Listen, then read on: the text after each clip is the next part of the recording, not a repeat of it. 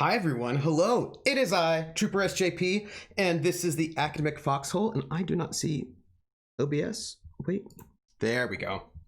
Hello, how are you? I have, Coldrake just said something in chat that seemed really important, and I thought that I would just say what he said in chat, which I think is really important. He said, donuts! You are not late, Krellin. You are not at all. Hey, everyone. This is not what I want. I want everything perfect. There. Hi, I'm Trooper SJP, and this is the Academic Foxhole, and here we are for our Thursday stream, where we're going to play Wandersong, which was one of the nominees for Excellence in Narrative from the Independent Games Festival for the year 2019, and I just have a lot, I'm so excited to talk to you all about some stuff. And Krellin was distracted by Twitter being down. Oh, Twitter's gonna be, oh, is it? Oh, I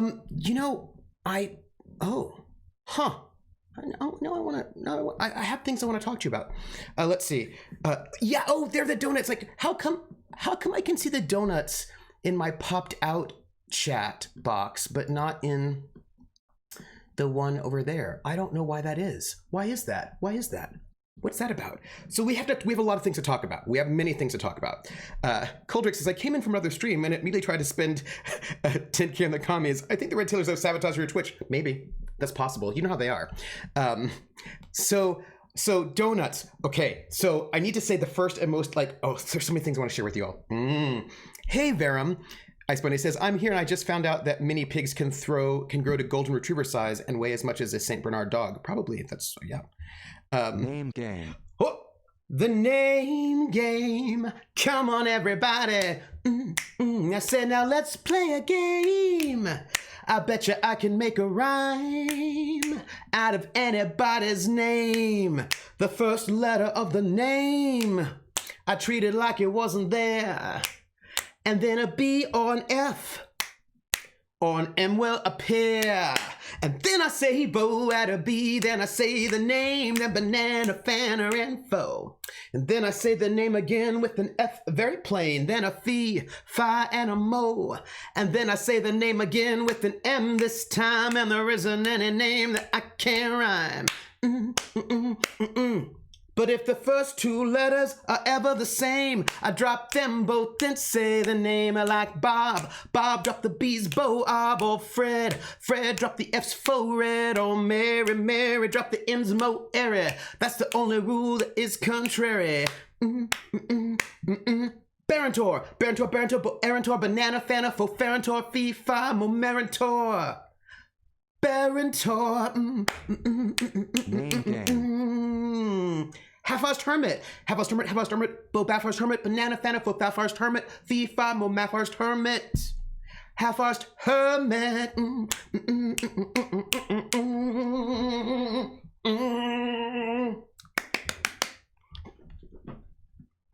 Thank you for those resubs. It is much appreciated, both of you.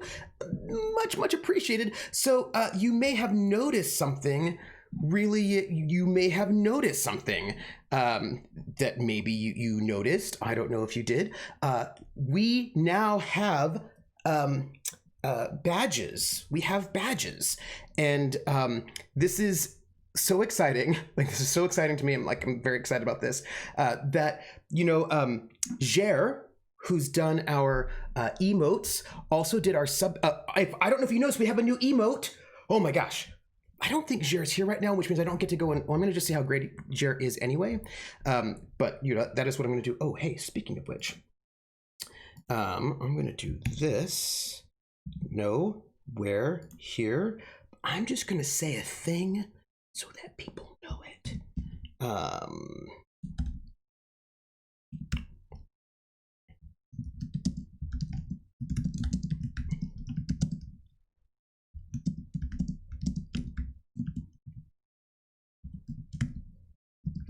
Just putting this in the Discord. I've got so many things to tell you.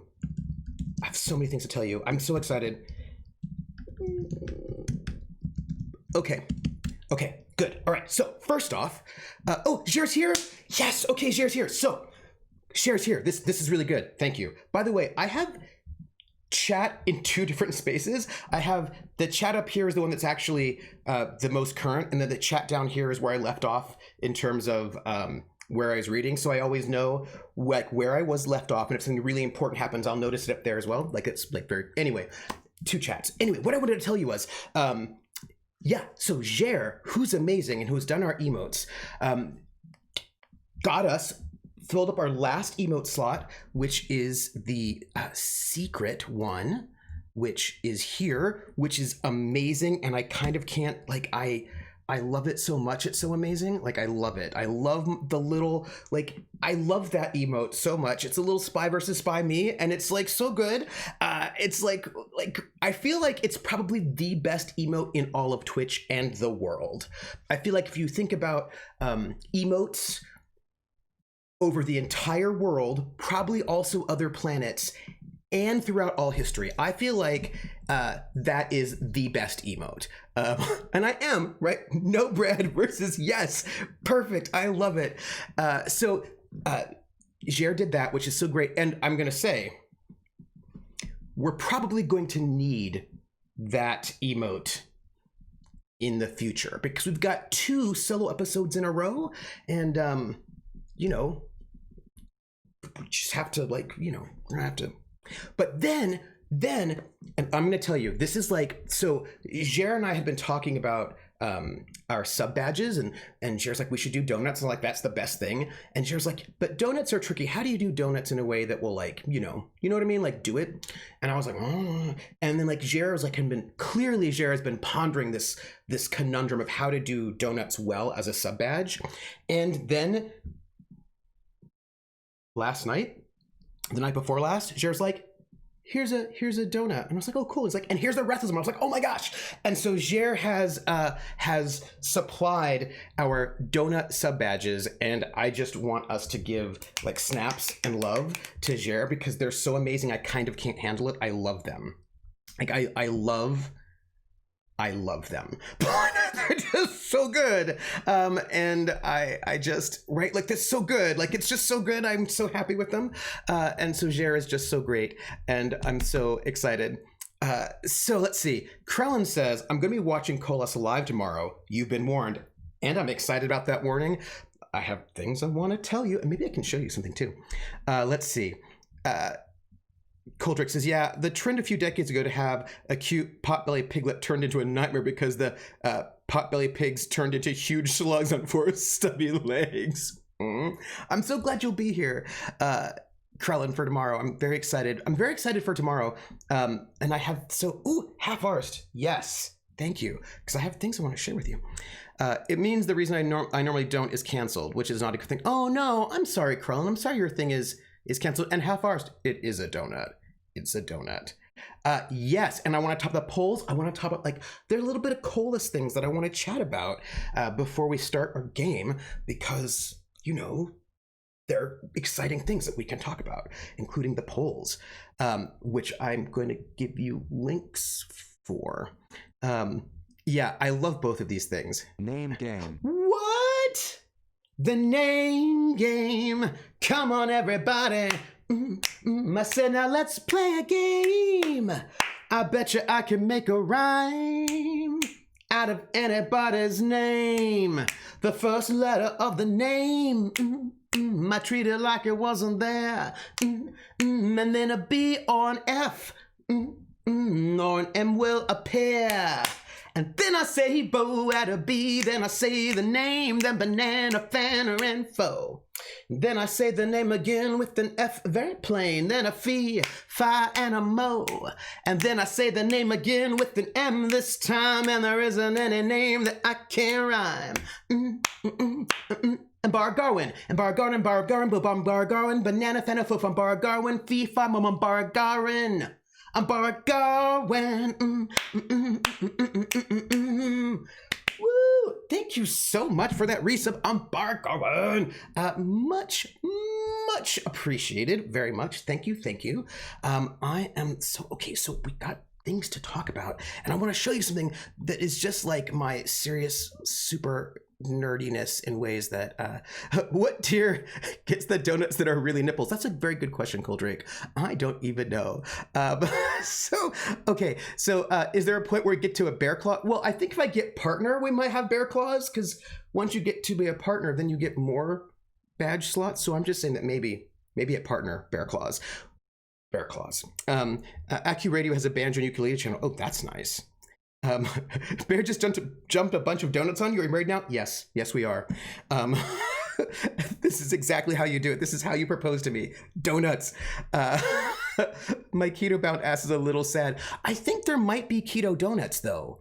I feel like there might be. Hey, Schmelzer. I feel like there might be keto donuts. Is what I'm trying to say. The sprinkles are really subtle too. I like that. Yeah, I like that. But Chapter serves all the donuts they can eat, and so does Stripper. Thank you. I'm just saying there might be keto donuts. I feel like you would make. See, here's what you do. You probably make the keto donuts with almond flour, and I don't know what else, but like it'd be almond flour, and you'd make keto donuts, and I bet they'd be good. Like I bet you can make a delicious almond flour keto donut, and I bet that would be really delicious, is what I'm trying to say. Have a stick of butter instead. I saw they have a keto treat called Fat Bomb. Carissa says, I'm playing hooky for the duration of the stream. I need to do more prep for that stupid inspection. Stupid inspection. Where do we send the box? Hey, Chaotic Story. Hello. Do not taunt me like this. Yeah, I'm sure it's some clever California housewife. No, how far short? This is what I'm saying. Some Californian, you know, there's some Californian who's like, I bet I can make, and then it'll be, if it's gonna be really California, we'll get like an almond flour donut, and then you'll have some alfalfa sprouts and avocado and Monterey Jack cheese. Probably not on the donut because that would be super weird, but you know, if you want California, like, so side note, I will say, there was a book that I found, and Jared says, yep, bear claws are for partners, and the highest year badge might be a maple crawler. Caldrick says low carb donut recipe, almond flour keto donuts. Oh, well, look at that. Coldrake, I'm going to just copy that link location because that seems very exciting. Because, you know, here's the thing. Almond flour makes pastries taste real good. And I am a fan of that. Side note. That's all I'm going to say. Just, you know. See, How Far From It was also excited. Our local donut shop has gluten-free donuts on certain days. Oh, that's cool. Because I know some, like, you know, I know some people who have celiacs and they cannot have gluten, and they should also be able to have donuts. Donut charcuterie, it's just donuts on a wooden plate. I also would have that. Paleo was the saddest lunch I've ever had. Oh, I've had some delicious paleo lunches, actually. But then I also like, you know, like you can have like omelets, and I will eat an omelet many times of the day. You can have like, oh yeah, a lot of good stuff. I will only allow you to smack talk, Callie, because you're from here. Hey, isn't keto no carb? No, keto is low carb. Hello, Aneo. Yeah, no, keto is low carb, but it's like below 20 grams. Yeah, it's half hour. It's like below 20 grams a day. Yeah, but you can have carbs. I might have celiac, and so I'm afraid I won't be able to have. Oh no! Oh, you should, Toad. You should get tested to see if you have celiac. You should get tested. Where is a link to send you a box of donuts? I wish there was one, but there isn't. Also, I feel like there are not enough donuts in this space. Hey, Chaotic. The icon did change. We've got donuts. We have got donuts. Curl and keto is a fat diet. I think Atkins and keto are actually a little bit different. I think that you can have. I feel like I think that keto is less restrictive than Atkins. Yeah, high fat, medium protein, very low carb. Yeah, that is basically starving a posh way. Well, no, because you're still getting your calories in, right? You should be still getting. If you're doing keto, you should still actually get your calories in, because that's important. Chaotic says, I have celiac disease. Gluten-free donuts are easy to find. Sweet says, no issue for gluten-free. Oh, that's good. Toad says, I've been iffy about breaking quarantine. I already have an immune disorder, so I really only leave. Yeah, I basically am only leaving at this point in time to go to get my weekly COVID test that I have to take because I work at the university. FedEx knocks at Tripper's door with an entire storage pod full of donuts and bear claws. That would be amazing. Okay, so look, let me tell you some stuff. I gotta tell you some things. I respectfully disagree, as plenty, but hey, plenty of ways to eat for different folks. It's true. It is true. As long, you know, you want to get your macros in, you want to get, okay, I think I can show you. Can I show you? Yes, I'm going to show you. I'm going to show you some things. I've I've got things. So the first thing I wanted to tell you about was the polls. I did polls. So I've been like wanting to, Rissa says, I ended my day yesterday by checking the mail and finding a jury duty summons. Oh, well, I have only been on a jury once, and I would like to be on juries more. I feel like hello, what is that? I feel like it's important to do your civic duty. And I also, if I were ever on trial for something, I would hope that people like me were on that jury. And I always get a little frustrated when people I know, that's not directed to you, I'm thinking about some people I know in other spaces, who are like exactly the kind of people I would want on a jury, and they're like, oh, I don't want to be in a jury, and so they do whatever they basically lie, and they do whatever they can do to sort of get off the jury because they just don't want to be on jury duty. But I was like, but you're the person I want on jury duty. There are other people that I would be very concerned about being on jury duty, but you should be there. And of course, the problem is that I've been called up for jury duty a couple times, and most of the time they never ever pick me, and that's really frustrating. I did get picked once though, and I think I only got picked because of two things. There are two reasons why I actually got on that jury. Krellin says, jury duty is good, we just need a higher minimum wage. Oh, I totally agree with that, Krellin. I agree with both of those. Yes, I would agree both of those. Rich is like, I agree when it's not a pandemic. That's fair. Toad's like, I'm too nihilistically French to be on a jury, so we can get there for a moment. Coldrick says, I was on one a decade or so back. It's an interesting process, but also sometimes highlights some of the best and worst of humanity. Yeah. I see you showing off the... No, Toad, wait, here's Toad. Get the very French. Baron Troy says, my wife was on jury duty, and then for the first time in 17 years, they didn't have a case for. I don't think I got paid for jury duty. I don't think so. I don't remember. I don't think so. If they do pay you, it's not much. Like if they do, it's like $50 or whatever. I don't. Yeah, see, Vulpes is right. They pay you a really small stipend. Oh, chaotic is right. It depends on the state. If the job you're taking, yeah. If the job you're taking time off from doesn't pay you, then the city pays you jury duty, which is why I don't think I got paid for them, because I don't get paid by the hour. Well, I've got paid, but very small. I've got like $12.50 for one day. Yeah. So people say this thing, they always say, well, if you're like a professor, you'll never be on jury duty. And I was like, I hope that's not true. That's frustrating. So what happened was I was, most of the times I was on jury duty, I never got picked. But they never even got to me most times. It's not like they asked me questions and then they didn't like my answers and they didn't pick me. They never even got to me. And I was so frustrated because I wanted to answer the questions. I thought that'd be fun. Like, this seems like it would be fun. But what ended up happening was I was on this one jury duty, and they, went through the whole question process. They were asking these various questions, and they got their jury before they got to me. I was like the one right before they picked their people, and I was like, dang it, I'm not going to get picked again. But they had us all the rest of us like sit somewhere for a little bit, and then like, I don't know, a half hour or an hour later, they called me up, and they're like, you, because I was the next one on the list. They're like, and so I think what had happened was that all of the both of the lawyers had basically gotten rid of most of their objection. You know how like they can toss people for like random reasons or whatever. So I think they'd like done all their tossing. I don't think they had many slots left, and they pulled me up I was pulled up to where the judge was with the two lawyers, and they said, okay, what do you do for a living? I was like, I'm a professor. And then they asked me, what are you a professor of? And I answered honestly, and I said, I'm a professor of music. And they said, okay, you can go into the jury pool. And I think that if I had said a more complete answer, they probably would not have picked me. Because I'm a professor of music. That is where my appointment is. I work for a music department.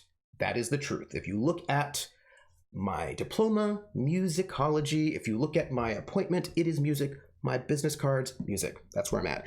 I do, however, have affiliations, although I'm not assigned. I have affiliations with women, gender, sexuality studies, American studies, film and media studies, race, colonialism, and diaspora studies, Africana studies, and I think those are the main that I have affiliations with. And if they had known that I have an affiliation with women, gender, and sexuality studies, I really don't think I would have been put on that jury at all, because it was a domestic abuse case, and I think that the defense attorney would have got me tossed. But they didn't ask that question, so it was fine.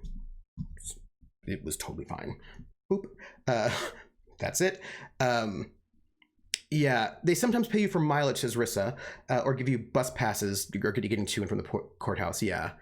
Krellin says, when I served, I only got paid for the hours after 5 I was listening to the actual case being sequestered, because my job at the time did give part-time paid time off for jury duty. Oh, yeah. And no, as an educated black man, you were dismissed before you got to questions. This is what happened. Hey, Origami Shuriken. Hey, how are you? Yeah, if you had ticked off that list of studies, you would have been out the door ASAP. That's true. Hey, Prax. Yeah, right. So like those are all true statements. And so, but anyway, I got to be there, and I'm glad I was there because I was able to do a little bit of something. The case didn't go the way I thought it really should have, because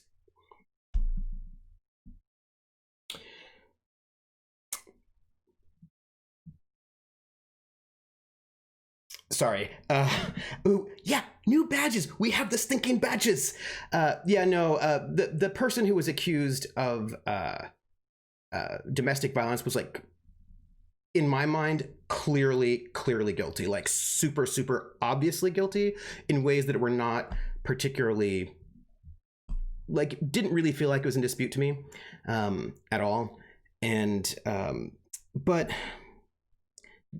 also the lawyer for the defendant was like super sketch, and was always being like poked at. Like the lawyer, she would say something that was like clearly inappropriate, and then the prosecuting attorney is like, objection, and then the judge would be like, that's a fair objection.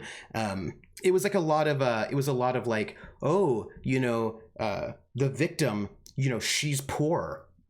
Like it was like a lot of super classist, gross stuff, like on the part of the treating the girlfriend very poorly, and I was like, this is really awful. It was like real bad. Apparently, I got them approved real fast because I'm like in good standing or something. They've made it so that it's faster. I'm tired from typing captions all day, but good. Origami Shuriken, I want to talk to you about that. I want to talk to you about captions for a moment. And so it was like, anyway, we were in the jury deliberation pool, and I'm just telling you, like, there was like, anyway, it was pretty obvious. So we get to the jury deliberation, and they pick like you have like 11 people or whatever, and then one's an alternate, and you don't know who's going to be like. So all 11 jurors like watch the whole trial, and then they pick 10 of the 11, and there was a woman who ended up being the alternate, and so she wasn't in the deliberations. So like, dang it, I really wish that she had been there, because I think that she would have been a good ally in that in the jury box. But as we were like deliberating, oh my gosh, like somebody was like, well, I have a son this guy's age, and I can't imagine that my son would ever do anything terrible to someone. So like, I can't imagine that this guy did either. And so I just think we should find him not guilty. And I was like, what is that? I tried real hard. Chris is like, I take full responsibility for derailing Trooper on the topic of juries. Yeah, but like I was very frustrated that they just basically they fell for the trap that the defense attorney laid, which was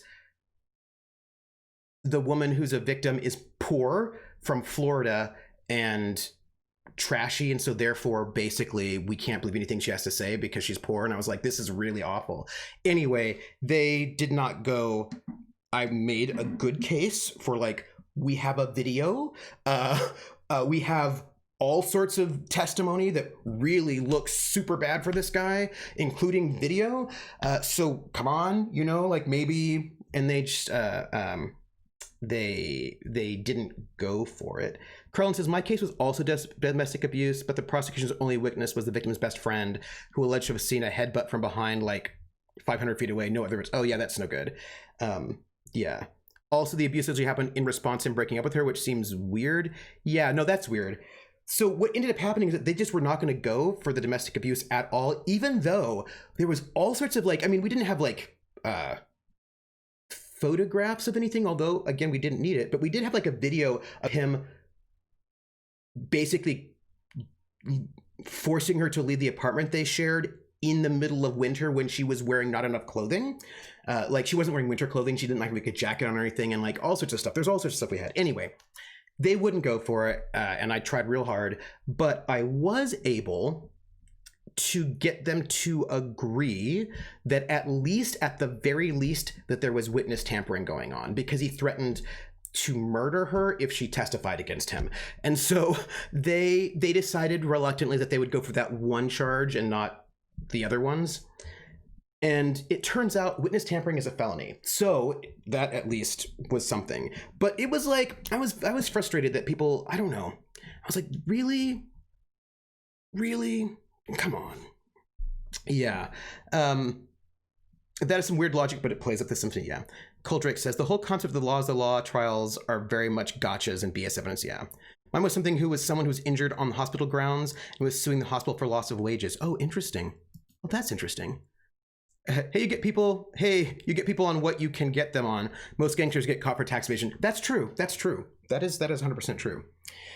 Sadly, half the jury held the belief this is why hospitals are insured, so it's not like they're losing any money, and then award the dude $500,000. Oh my gosh. Okay, so let me tell you. These are the things I wanted to tell you. One, we have, and there was a reason I was going over here because I wanted to get my URLs.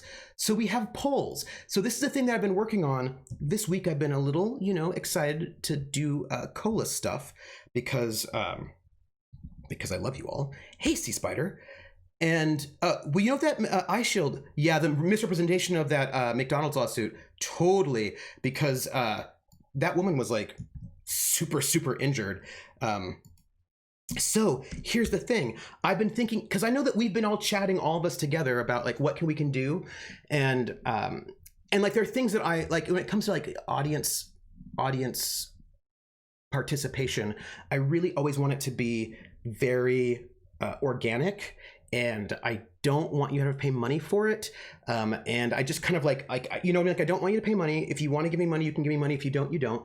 But I don't want any kind of help to be money based. I want it, so that's why we're doing channel points. But whatever we can do, I want it to be organic. And I was thinking about this, and it came to me. I was like, oh, because basically I was like, okay, now that the Red Tailors, right, Mother Courage's faction has radios, they can start doing actions. And I was like, okay. I was like, oh wait, I'll have y'all decide what actions they'll be doing. I thought that'd be really cool. So I set up a poll, and I did a whole bunch of work behind the scenes on other stuff. I set up a poll, and there are 2 polls, and the polls are. I'm going to show you a spoiler. I can show you a spoiler. You won't mind. It's not really a spoiler. It's a spoiler. I didn't show you last week. I wanted to show you last week, but I didn't, because it just basically last week was kind of busy. Last session, episode 6, was a little busy. The people were doing stuff, and and so I was hoping maybe I can show you guys this stuff, but then y'all, I could show you all this stuff, but then I was not able to because it was a little busy. I don't think I told you. Our giveaway for today, this week, is Raiden 5, which is an action game, and that's our giveaway for today, which we're going to do. Okay, so I can show you this. I feel like you might find this interesting. Maybe you won't. I don't know. I'm not the boss of you. I don't control your emotions. So let me show you this. I'm going to show you a couple things that you might find interesting. Let me zoom in. Yes. Okay. All right. So the lady had legitimate grievance, but it was flipped to make it seem like a frivolous lawsuit. Yes, Aisha, that's exactly what happened. Like, apparently she had like 3-degree burns, and it was like the coffee was not like, oh, it's like it's warm. It's like inappropriately hot, like illegally inappropriately hot. I voted, yeah. Yeah. So, okay, I explained McDonald's used to serve their coffee dangerously hot, and a woman got 3rd-degree burns from spilling on herself, yeah. And I remember that stupid when I ordered hot coffee and then spilled my hot coffee in my privates and I got burned derp. What part of hot? No. It wasn't hot. It was illegally hot. Like there's like a certain level of hot that you're allowed to do, and this was not. It was like well above that. Yeah. Yeah. McDonald's has been serving coffee at dangerous times. They've been like in their 30th time. Yeah, yeah. And they were, yeah. And the award was 2 days of coffee sales. I want inappropriately hot to be the title of my biography. Yes. Okay, so this is something I've been working on. I just wanted to show you. This here is the pyramid for the opposing forces in Paris. And I was going to show you on stream at the session last week, but then we just didn't have time and it didn't come up. So I was like, oh, I'll show you later. So this is now, and I wanted to show you this really cool thing, but that's fine. This is the opposing forces, and you can see my cursor, so that's good. So this should be a 1, 2, 3, 4 pyramid with 1 here, 2 factions here, 3 here, and then 4 at the bottom. But our players messed up the German intelligence at the last season, and that caused the Abwehr, the military intelligence, to drop down a level. So they have 1 level 4, 1 level 3, 4 level 2s, and 4 level 1 sub factions. And this is not an order of like a chain of command. It's just like how central these factions, like how threatening, right, or how important these factions are in relationship to the player characters. So the top of the pyramid is the military administration in France. This is their best skill. And then right below them, where the Nazi SS in Paris, which is like the Gestapo and the SD, military intelligence was also up there on that 3rd tier. And of course, it's important to note that German military intelligence may not, if your players were, I feel like actually the SS and the German military intelligence are probably in most campaigns going to be a level 3 threat for them. I'll see you, Neo. We'll see you for Critical Role. And then level 2s, we have the Einsatzreichsleitner Rosenberg. And that organization, if you want to know what it is, that's the organization that was in charge of stealing all of the art from Jews. And if this were a different group, then, oh, yeah, I can show the floor plans. Yeah. If this were a different group, then maybe that faction wouldn't be there because our particular players are interested in preserving art and whatnot, so that becomes an important group. The German embassy is like the State Department, that's kind of important. Then the Paris police and gendarmerie, that's important. And right now the military intelligence has been bumped down to that level. And then at the bottom level, we have Parisian roads, rails, and transport, which are not going to be attacking them, of course, but it is a target that you might want to target. The French propaganda department, French heavy industry, so factories, etc., and then the French Popular Party and active collaborationists. So those are all the factions and that are running around sort of in relationship to them right now. And Prax, who's studying, is going to tell us something, which I'm very excited. Prax says, the case was extremely complicated because the tort case was limited, and when it went to the jury, there were a number of fails on jury instructions that harmed the case. Oh, that's interesting. Also, the woman's negligent behavior of holding the copy between her legs was an intervening cause. Oh, that's interesting. And then copy, link, location. Let me see what we got here. Oh, hey, oh, cool. Thank you. Thank you. All right. And then reminds me of the Monument movie. Oh, that Monument movie is such a great movie. Yeah, it's so good. I was watching the I was about the documentary. Sorry, but yeah, the case would have been better if the coffee was spilled before she held it. Oh, that's interesting. So this is the world that they're living in at the moment, and what I wanted to tell you about this, because this is well, I'll show you maybe one other thing. But so what I wanted to share with you is that the communists are going to attack some people, or they're going to do something. They're going to make some moves, and you have your ability to choose. I linked to the polls, so you all get to choose, and if you want to vote, you should. What you want, like who you want their target to be, and also what approach you want them to take. And I gave you as the options only the bottom tier of this pyramid. Our protagonists have been going off around like tier 3. They've been like targeting these organizations, these tiers that are higher than them. Our communists are going to start on that bottom rung of the pyramid and try to like take out the support of the pyramid rather than like going real big. That's what they're going to do. So, and so it's like, okay, pick one of those four. Which one do you think they should go after? And then I asked like which approach. That's the first poll, is like which target do you think they should take? And then the second poll is which approach do you think they should take? Should they take should they try to create an advantage or attack? And which skill should they use? Like their best skill is assault, because that's what they do. Their second best skill is propaganda, because they have a printing press. And then they have a couple other skills, and I gave you undermine as one of the third. So right now, our poll is up, and I will cut the poll off right before game starts, maybe a little bit earlier, so I can, if I need to plan anything. So there you go. So that's really exciting. And that's exciting to me. Trooper, tell people to stop voting for undermine. Look, I can't. Hey Courier, hey Dad's Garage, hey. I can't tell voters what to do. You know what I mean? Like voters are going to do what they're going to do. But I hope. I mean, if they go undermine, it's just going to be harder for them. But I do have 2 fate points. The communists have 2 fate points, which they're probably going to have to use to get their especially if it goes undermine, to get that through. We will see. Dad's Garage.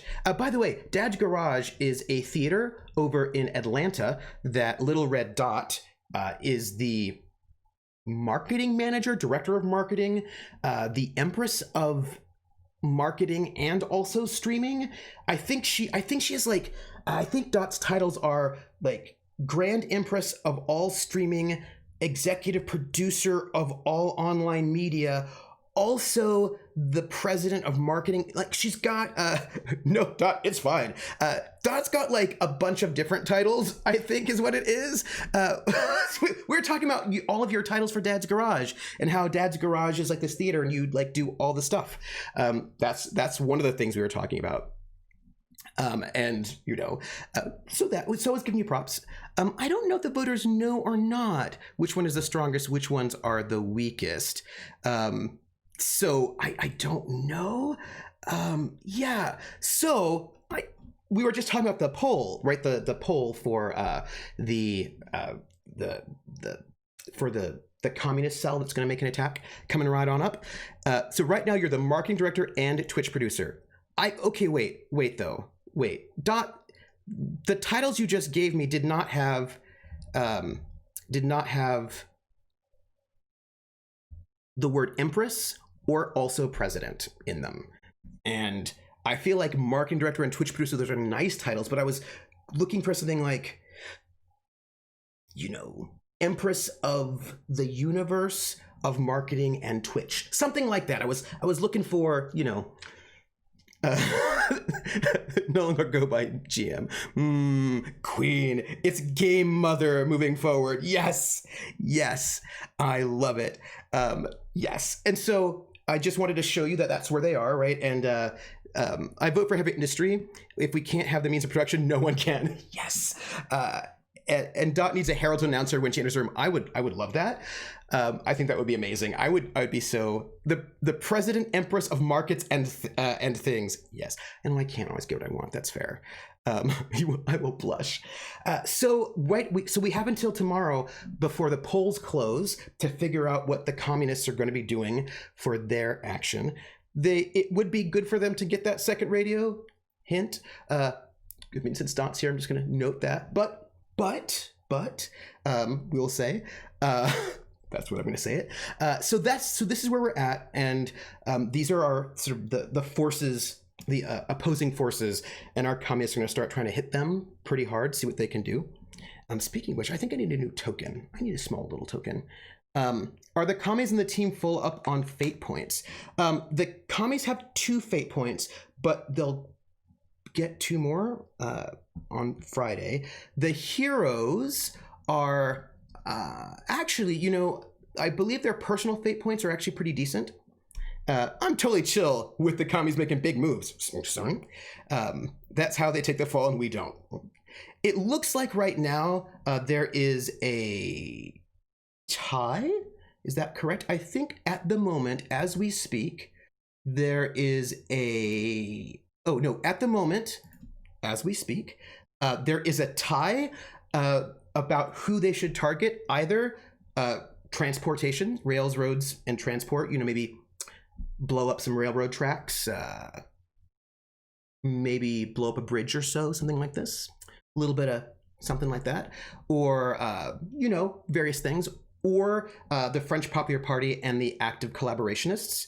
And in case you don't know, the French Popular Party, their little youth organization is the one that Luke's dad wants Luke to join. So there's that. Attacking transport hurts the people. Well, it's a little bit of war.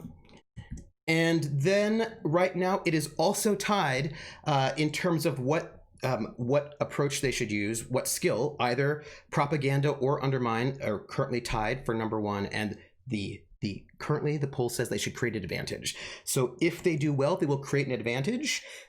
This is what it's looking at. It looks like they're going to create advantages, and maybe the next time they might actually do an attack. We will see. We'll see how that goes. But that's where we're at the moment. So that if you want to think about that, yes. Hey, but you know what though? You know what the resistance did a lot of? The resistance did a lot of sabotaging transportation. They did a lot of that. Kuldrick says, speaking of transport, how do vampires get around on Halloween? I don't know. How do they get around on Halloween? Not when the rails are used to transport the enemy or hauling away the blood and treasure of the French Republic. There you go, Ice Shield. Blood vessels. Oh, that's really good. That's really good, Kuldrick. I like that one. And Ice Shield, that is correct. Yeah, I was, I'm going to tell you the second thing, which is really exciting. Don't let me forget, transport, SOE, don't let me forget. Attacking FFP often involves merging kids.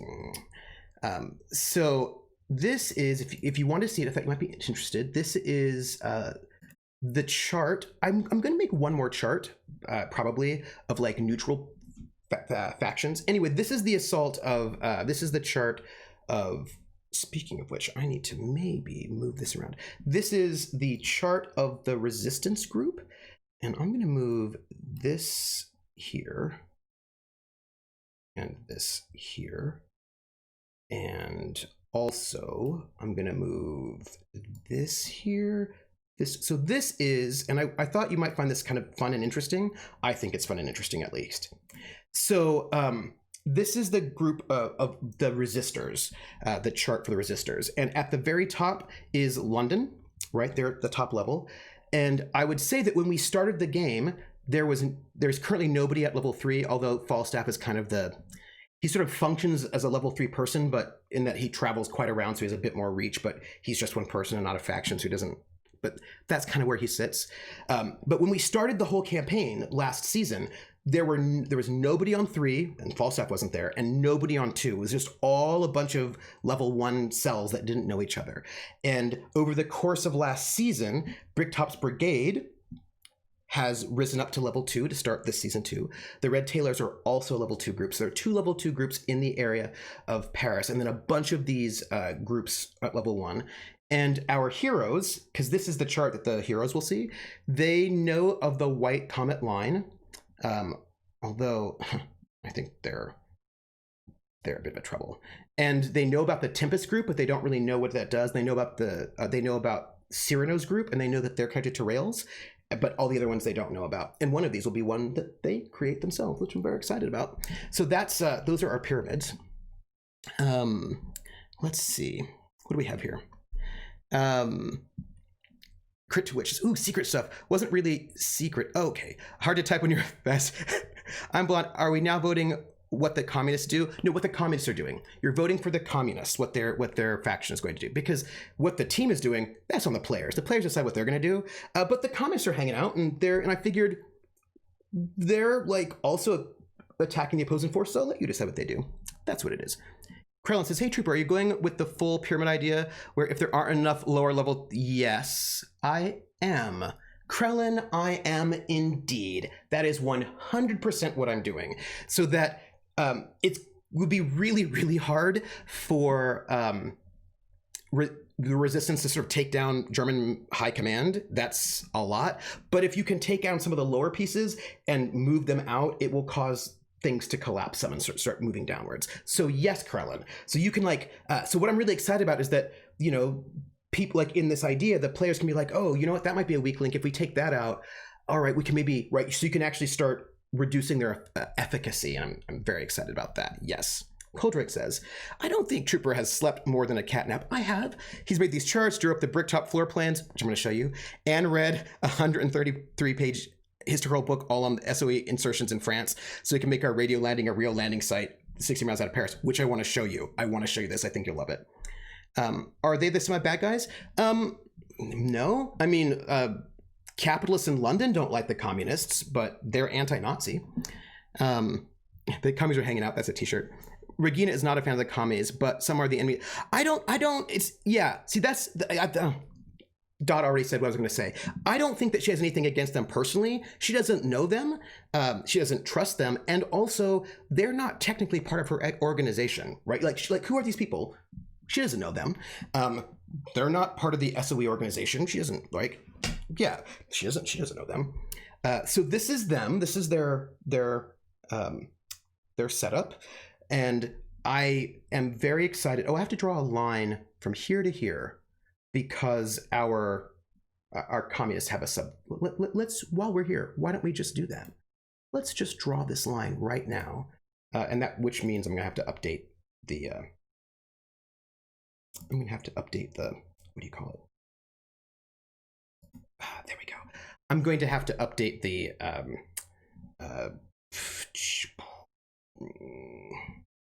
I know what I'm talking about, but nobody else knows what I'm talking about. I'm going to have to update the...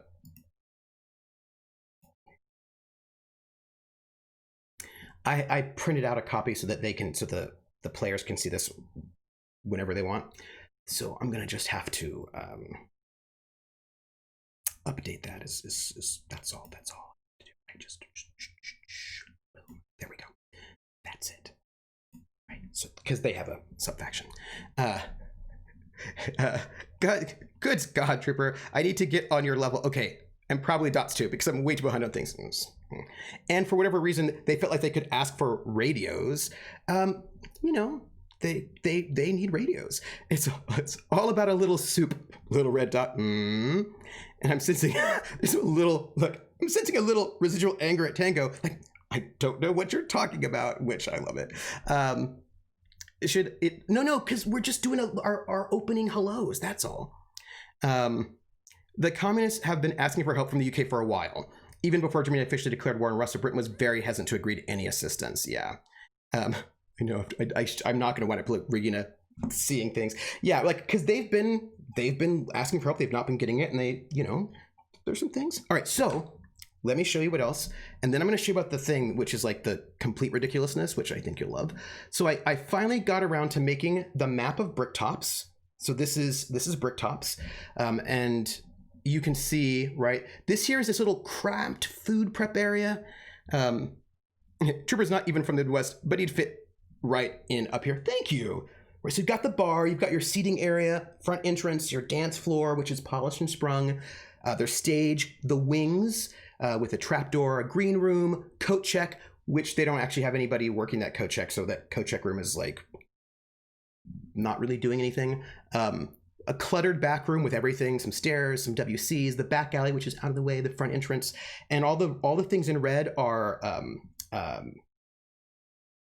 aspects that they can use. But also, cramped food prep is the name of that area, but that is also an aspect. So if they wanted to use cramped food prep as an aspect, they could always do that as well. I heard body room. Maybe you did hear a body room, Dot. I'm just saying. Wait. Oh, thank you, Dot. Dot, can I, before you go, I want to show you one last thing because I think you'll love this. Or I don't know if you'll love it. You probably will love it because you know how you are.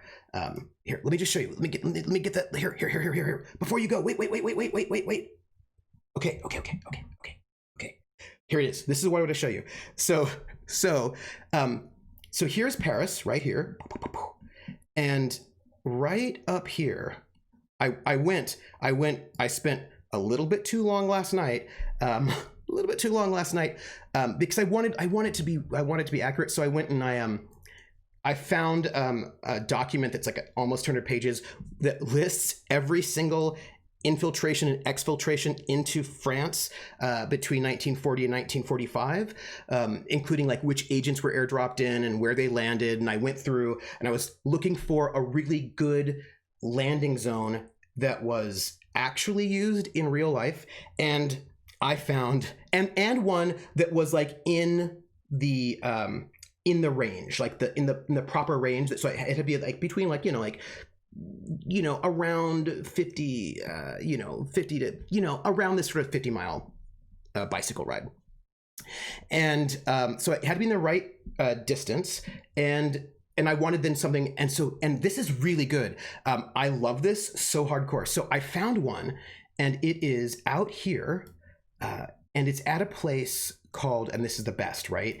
It's Landing Zone Roger, and it's on like Jeffrey's farm, or in French, Geoffrey, perhaps, right? The farm. And it's this little spot, this little sort of like field right here is where they went and landed, where the plane came in, and where Regina and Sylvie went. Right here, this part of France is where they did it. And that bike ride will make you tired. Yeah, this is what I was talking about with the map. Yes, and so I want to be able to figure out a good way to put this on. I think I'm going to use Conca rather than World Anvil. And so like the biggest near town right there is like Estrée Saint Denis and Rouviers. There's kind of those are the sort of, they're not that big though, these towns.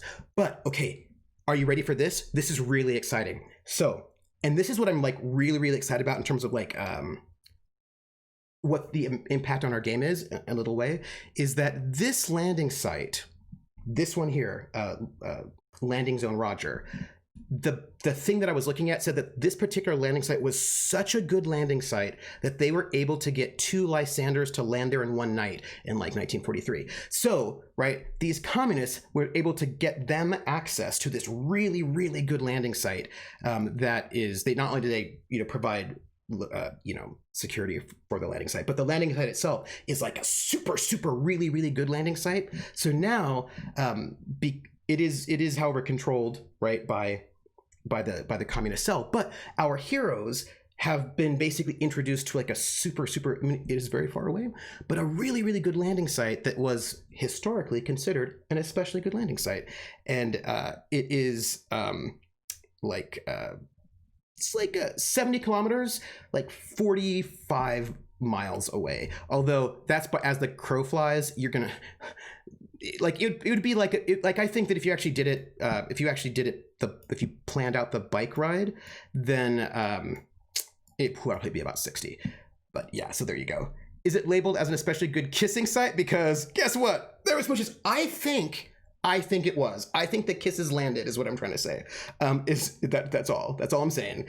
This is it. Yes, small villages and towns did not have much of a reaction for, so they saw something suspicious. Yes.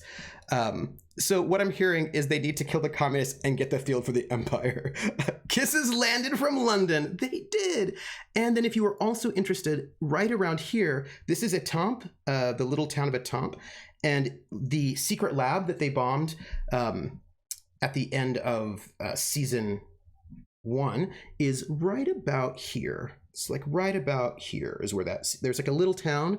I think it's this one. I think it's this one right here. So the little town right about here, right outside of Paris, and that's where they went for their assault. And this is where they did for their landing. And which is so exciting. A mini Tour de France. Yeah, I'm still convinced Ophelia was a waking dream. Could be. Hey, Shadow Wolf Giga. I'm gonna be rated soon. Oh. Thanks. Get ready. Was there a fever for more cowbell? Is what I'm gonna ask. So here you go. This is our raid command in case anybody wants it. And also, what will Regina do when Ophelia starts raiding about the kiss? Well, she's not gonna raid about the kiss because, Come on to my house. Come on to my house, come on. Come on to my house, come on. Come on to my house, I'm gonna give you candy. Come on to my house, I'm gonna give you everything. Bonsai! Hey, Bonsai, come on in. Welcome in. Welcome in. Raid, I will see you. And oh, hey, red dot, look, there's the English Channel right there. Paris is so close to the English Channel. And there's a dip, this is Normandy. Like, this is where the invasion happens right there. Right? Like, right there, you're so close. But D-Day is so far away. That's all I'm saying. That's all I'm saying. That's it. That's what I'm saying. I will see you later, Dot. I will see you later. Go do work. It'll be fine. Go do work. Hey, Bonsai. How are you? How was your stream? What were you streaming? And what happened? So yeah, you just swing to London. I'm just swing to London, for a weekend. You know what I mean? Just pop on over, say hey. Somebody's watching me. I always feel that somebody's watching me, and I have no privacy. Whoa, I always feel that somebody's watching me. Tell me, is it just a dream? Ba-da-ba-bow. Thank you for the follow. That was lovely. Thank you for the follow. Le Doodle Mime. If you're a doodle mime, do you doodle mimes or do you mime doodling? That's the question, I think. That's why France was always invading England, says Swamp Gator the animator. That's all. Hey, Bonsai. No, I'm just talking about the campaign that I'm running right now, French Resistance campaign, and about how I'm a little bit too nerdy for my own good is really the theme of today's stream, is what it is.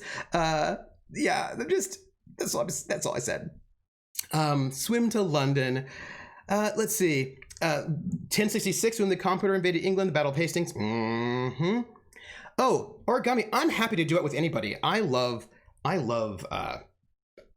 singing. Prax notes that the anniversary was this week. Oh, that's so interesting.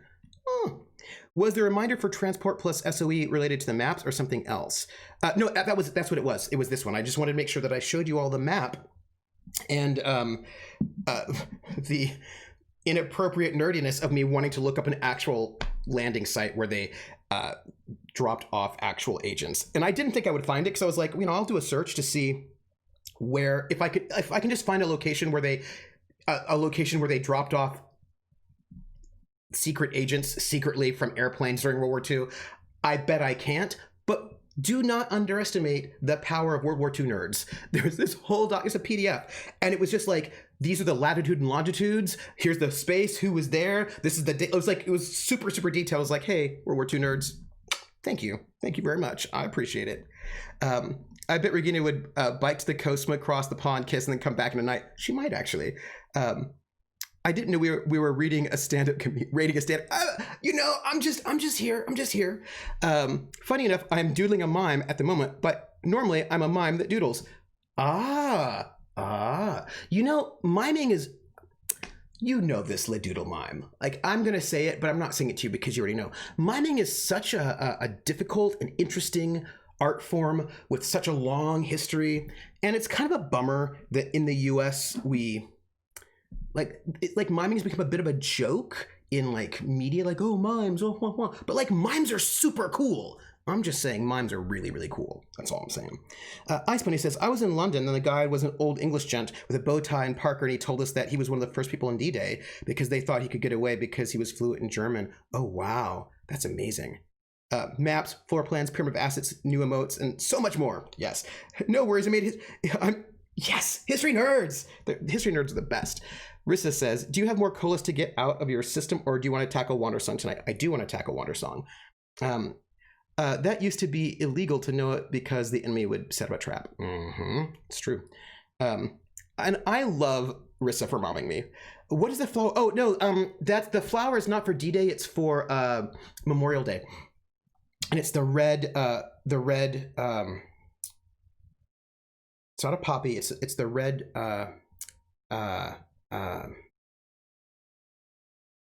because I was in Canada for a conference when it was Canadian Memorial Day for Canada.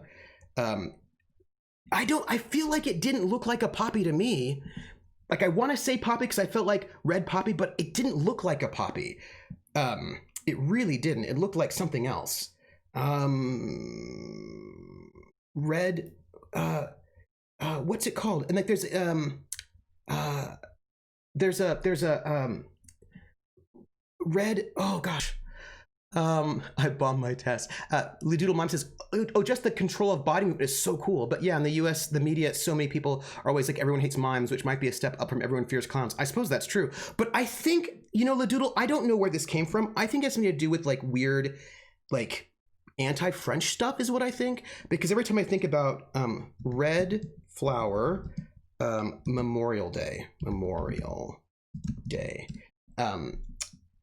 Well, they are poppies. They're poppies, but they don't look like California poppies though.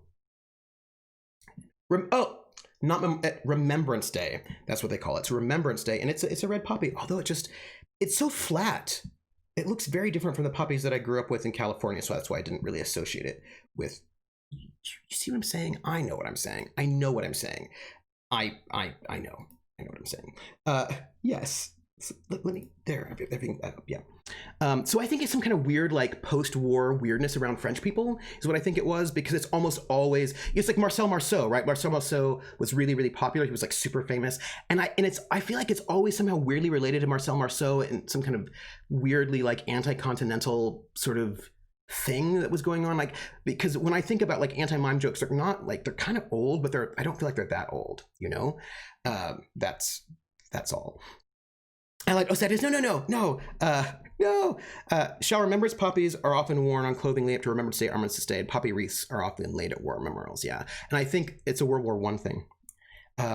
So sadness. Oh, Sadness by Enigma. How many tangents? It was my reading test I just bombed. No, the poppy was the first plant grown on the battlefields of Verdun, per my prince. And you remember the fallen from World War I. Yeah. Scabbynack says, my great uncle was a professional clown and went to clown college and registered and all that. Oh, really? Don't clowns have to like register their face, like their face makeup? Like, at least I don't know if they do today, but I feel like back in the day, like clowns would have like a unique, like they basically kind of like a, trademark your face makeup, and like not everyone could do. I think that was a true thing, or that's an old wives' tale, or that's a urban legend. I'm used to the California wild Coldrake. Me too. The wild orange poppies. That's what I'm used to, and they look so different from those red ones. One of my great uncles, I have a bunch of them on my dad's side. Oh, that's interesting. America really doesn't like the French. At the same time, I think a lot of people don't like the French. Hey, Dark Raven, how are you? It's weird because we have this love-hate relationship with the French, in that sometimes we love them, but sometimes we don't. France is like really interesting. The relationship between France and the United States is interesting because we wouldn't even be a country without France, because it was them bankrolling the American Revolution that helped us, and Lafayette and all that, right? So like, that relationship is really important. Vive la France Revolution, down with the monarchy. Yes. It was all registered. Not sure if the colonization was a trademark. Yeah, right. Your crown. Yes. So, but what's interesting to me is I'm thinking about World War I. So post World War I. So World War I, the United States, the French had a lot of aid during the revolution, but that was only because they hated the English. Well, that's true. It was convenient for them. They're like, why don't we just, I think, do I have anything else I need to show you? I don't think I do. I don't think I have, and I don't have anything I have to show you, so I think I can pull up Wandersong, and then we can talk about the thing that I wanted to talk about as we play Wandersong, right? It'll be fine. Yes. Yeah, hate France, but love the French fries, French kisses, bread. So here's, I think some of the antagonism stems from World War II and de Gaulle trying to cement France as a third great power by getting swept aside. There's that. But there's something else. This is what I think. De Gaulle really disliked what he called the Anglo-Saxons. But I think there's something else. I think there's some kind of weird anxiety. So World War I, Americans like go to World War I, and we start becoming like, this is like the beginning of our road to becoming a superpower because, we're involved in that business. But there's Dream Garden Panda says, there's an awesome show that is French Miraculous Tales of Ladybug and Cat Noir. Oh, I heard it's really, really good. If you want others argue the other side of the French thing, tell me. The fries are from Belgium, but they're not, when they say French, they actually don't mean from France, they mean French cut. It's short for French cut. American troops apparently sung "We've come to pay our debt to Lafayette." Yeah. So here's what I think is really interesting. If you pay attention to because France, the relationship to France in the 1920s And during the World War One, the relationship between the United States and France is really different than later. So, one, there's a kind of anxiety. There's a famous old song. Have you seen Heroes before? I don't think I have. Which Heroes? To be fair to de Gaulle, French's traditional position is great power, and it's got to be jarring to have that diminished. Yeah, and it was also like they also have to do like trying to rebuild. But actually, let's be really fair. England didn't deal well with it sort of losing its global like basically nobody really dealt well with the rise of America post World War II in their own ways. So there's a famous song from around the World War I era called "How Do You Keep Them Down on the Farm Once They've Seen Paris?" Right? So there's this weirdness where Americans, especially Americans who've never been anywhere, go to France, and there was like weird anxiety from some kind of conservative folks that being in France would somehow draw the young farm kids away, and like we'd lose American youth to Paris, whichever. England pursued that special relationship to try and maintain relevance, and then, oh, that's true, I shield. England still isn't happy about losing its great power status. That is true. Name me a great power, says Carlin, that stepped down gracefully, and I'll name you something that was never a great power. Fair. Coldrake says, and some of the tension between the U.S. and the French all the way back to the time of the American Revolution. The French helped the fledgling colonies. Later, the U.S. did not conduct the French Revolution. The U.S. government never sent troops, weapons, or economic aid to French rebels, yeah. Americans feared they might experience political turmoil, international criticism, and violence. They supported the French revolutionaries. Yeah, so that's, yeah. Is it okay to send them places to kill people without losing their innocence? Sigh, conservatives. But here's what's really interesting. This is where I think we get, I think this is part of sort of weird I think what I'm about to say is what I think leads into anti-French bias in the US specifically. And then this is like a thing that I just want to throw out there as like a theory. It's like a thesis that I'm arguing for you right here. And it is this, that not everyone, I feel like we went this way, not everyone dislikes the French in the US, right? That not everyone does. There are quite a few people who like the French, and people who really dislike the French are also not everyone. But there's a political element to disliking the French.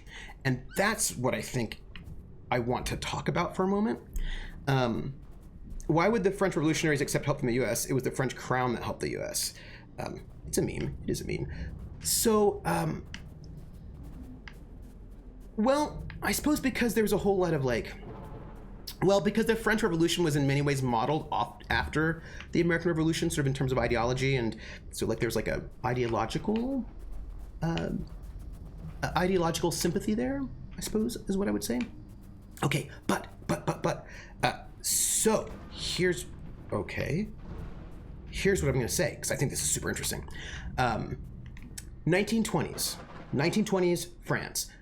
There were a bunch of Americans who loved France in the 1920s. France was this really important spot in the 1920s for a whole bunch of Americans. And who were those Americans? I will tell you. Toad says, I dislike French Canadians because I live where all their rude tourist vacation, probably not a metric. All tourists are rude, I think. I've never met any country that has Group A, a large number of Group A as tourists always end up saying that Group A is really rude. American tourists are rude, British tourists are rude, French can, apparently that's a tourist thing. I try to be a very polite tourist is what I try to do. So, right, where the French is weak mentality, that is whack. Yeah, people get weird about that. iShield says, I remember Beau of the Fifth Column talking about the Marine Woods and how some of the mythos of the Marines is created at the same time as French weakness. Oh, that's very interesting. Mm-hmm. Shadow of Guga says, Greece is still mad for losing control of almost the whole world, and losing a lot to date adds up. Yeah, but it's also the ways in which you sort of, that kind of anger about loss from like a couple thousand years ago is a way to stoke nationalism. Do you know what I mean? Like that's, oh, hey, okay. Toad, where I live, a lot of people from Pittsburgh vacation. There's a marked difference in the average attitude of people who work in the service sector. Yeah. Prax says, and the original revolutionary plan was supported by French nobles who sided with the Americans. and it was the beginning of the terror which caused the Americans to step back. Yeah, that's true. France, see, Krellner's got it. France was where all the Americans could go to get drunk in the 20s, or they would go to Cuba or Mexico, one of those like 3 places. I would love to visit all over France. Me too, but I would never use my human name there. Antoinette is a French name, and they keep telling me I'm pronouncing my name wrong. Yeah, no, just go with Bonze. Twitter's back up. Oh, good. Wasn't the Lost Generation? Wasn't it called the writers? Actually, the entire, also the U.S. like that entire generation, that sort of like cosmopolitan generation was called the Lost Generation. All of them. French culture, perhaps by its self-infliction, is elitist. In 20th century, with the rise of nations, that bragging was good. Nowadays, not looked on so kindly. Yeah. So this is what was interesting, that the 20s, France was really important to a lot of people. So a lot of liberals, sexual and racial minorities, like a bunch of people who were part of basically this sort of transatlantic cosmopolitan set would travel to, like, Cole Porter, who did, I love Paris in the springtime, I love Paris in the fall, right? So, and of course he was in Paris, Gertrude Stein was in Paris, Josephine Baker was in Paris. So many Black and Latinx people went to Paris, the city of enlightenment, and founded a more welcoming space. So there were a lot of like minority folks, but then also we'll call them decadent folks. I don't mean decadent as an insult, by the way, in any way. A bunch of like decadent folks also went to France and really had this, like, there's this great flowering of art and all of that. But I think what ends up happening is that when we hit, I think it's actually part of the larger pushback that happens in society in the 1930s. So if you think about Paris as like this sort of, basically in the 1920s, an entire generation was like, the Lost Generation was like, yeah, we don't like what you did in World War I. We don't like all of that. Like, we're not, it was like a move away from nationalism towards cosmopolitanism. And they were more interested in like jazz and let's kind of like jazz, international jazz culture, and like pushing back against nationalism and like, queerness and women's rights, and it was all this stuff. And once the stock market crashes, triggering that global turn down, and the rise of fascism in so many countries, and then the reaction to that rise of fascism, what ends up happening is that there's a general rejection of the things that were seen as decadent. And I think in the US, that also translates to an attack on Frenchness, right? Sort of projecting decadence onto France, and then you make fun of France for that as well. That's what I would argue. It's always funny to listen in when Germans complain about who find expensive how Copenhagen is, and sometimes it's hard to keep a straight face because they assume that someone who reads a Danish magazine does not understand German, but on the other hand, they speak German to everyone. So I actually think it has to do with like the projection of decadence onto France in certain ways, which has been a long-standing thing. Well, actually it switched. Italy was the decadent place for a while. Like during Shakespeare's time, Italy was decadent, and then it became France that was decadent. At that point in time, or the imagination of. I'm not saying that France actually is decadent or that Italy was decadent. I'm just saying the imagination of those places had decadence, right? I wonder if we're going to hit another cultural revolution. At least in this, we will see. Although, yeah. I mean, I'm interested to see. We've had so many. You know what I mean? Like the 20s was one, the 60s was another one. We have them all the time. Yeah, so I wouldn't be surprised. I just don't know what kind of revolution it will be, is what I will say. I hope so. Down with the state, creator, senator, monarchy. Shadow Wolf Giga, vive la revolution! Look, France and England call each other names all the time. They need to just shut up and kiss already. They do. They need to just shut up and kiss. There's that song, Shut Up and Kiss Me by ooh, Shut Up and Kiss Me. Mary Chapin Carpenter. There you go. I'm scared of the... Yeah, Bonza, that's the thing. Revolutions are not always ones that you're going to want. Everyone's like, let's have a revolution. I was like, some of those revolutions may be distressing. That's all I'm saying. That's all I'm saying, right? So like, I want a revolution. I was like, we gotta be careful, because some revolutions are not the ones you want. I can't wait for my city to be up in flames. Would you fiddle? Hey! Oh, it's got her sword. Oh.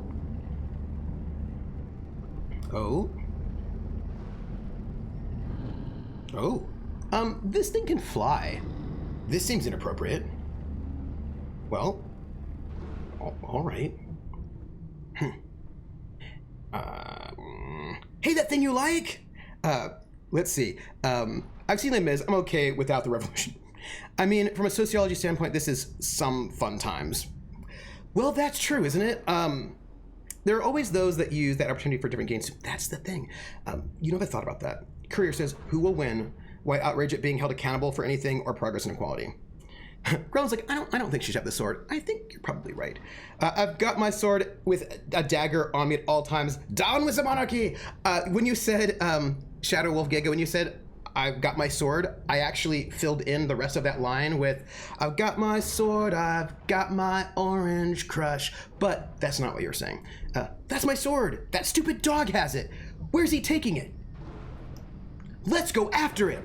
That's how the hero talks, by the way. There is no fiddling by Nero. He wasn't even in Rome. You know, Prax.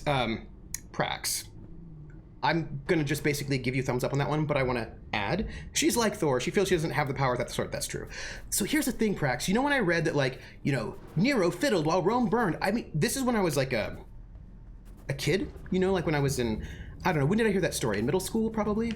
We were doing world history in middle school. And I remember hearing that, and I was like, that seems unlikely. Like, I didn't believe it. I was like, that seems weird. Do you know what I mean? I was like, that seems not very plausible. I was like, I don't know if I believe that is what happened, because that's weird. Do you know what I mean? Like, the idea that, like, the emperor just fiddled, and I was like, and also I was thinking, wait, did they even have fiddles?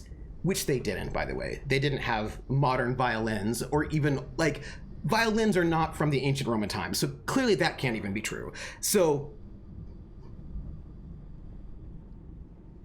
no. Thor's pathetic. Guess who's back from their brother's birthday and just had an abrasive conversation with their dad who's problematic views. Ooh. Wah, wah. Pew, pew, pew, pew. Sorry about that one, that thing you like. Oof. Nero fiddled while Rome burned. What did you expect him to do? Single-handedly put out the flames? Will they fiddle or would they waffle? Nero was a liar, man. I see you. That was always my thing. Violins and the fiddling style were not a thing in ancient Roman times, right? Vermon's like, so just as a kid, I was like, I just don't feel like, I was like, something is off on this story is all I had to say. You know what I mean? And but also, and Prax would be able to say much better than this. Oh, I love it when Prax is around because then we can ask her stuff. The thing is that I know that most of those histories were written by people, historians, and some of those historians had friends or patrons, and people and those friends or patrons maybe didn't like some other people, and so some of their histories might be a little, a little questionable. I mean, I'm just saying, that's all I'm saying. I think a leader playing an instrument as their work crashes on is a very romantic view for storytelling that is. Yes, Bonsai. Like, and I think that was a thing that like pinged me when I was in middle school. It was like a little too perfect of a story that I was like, I don't think I believe that. Like, I didn't have a different, because I was like, what, 13, so I didn't have a different story, but I was like, that's just a little too, something felt off, a little off. That's all I'm saying. Who else has also pulled a pocket knife on your cousin because they did? No, I don't think I have. Not that I know of. Ladoodle says, oh gosh, I can't have a meal with my parents without things getting political, and that's every dinner. Oh. Biased? What? Or said, by whom I mean where I grew up, I live somewhere else.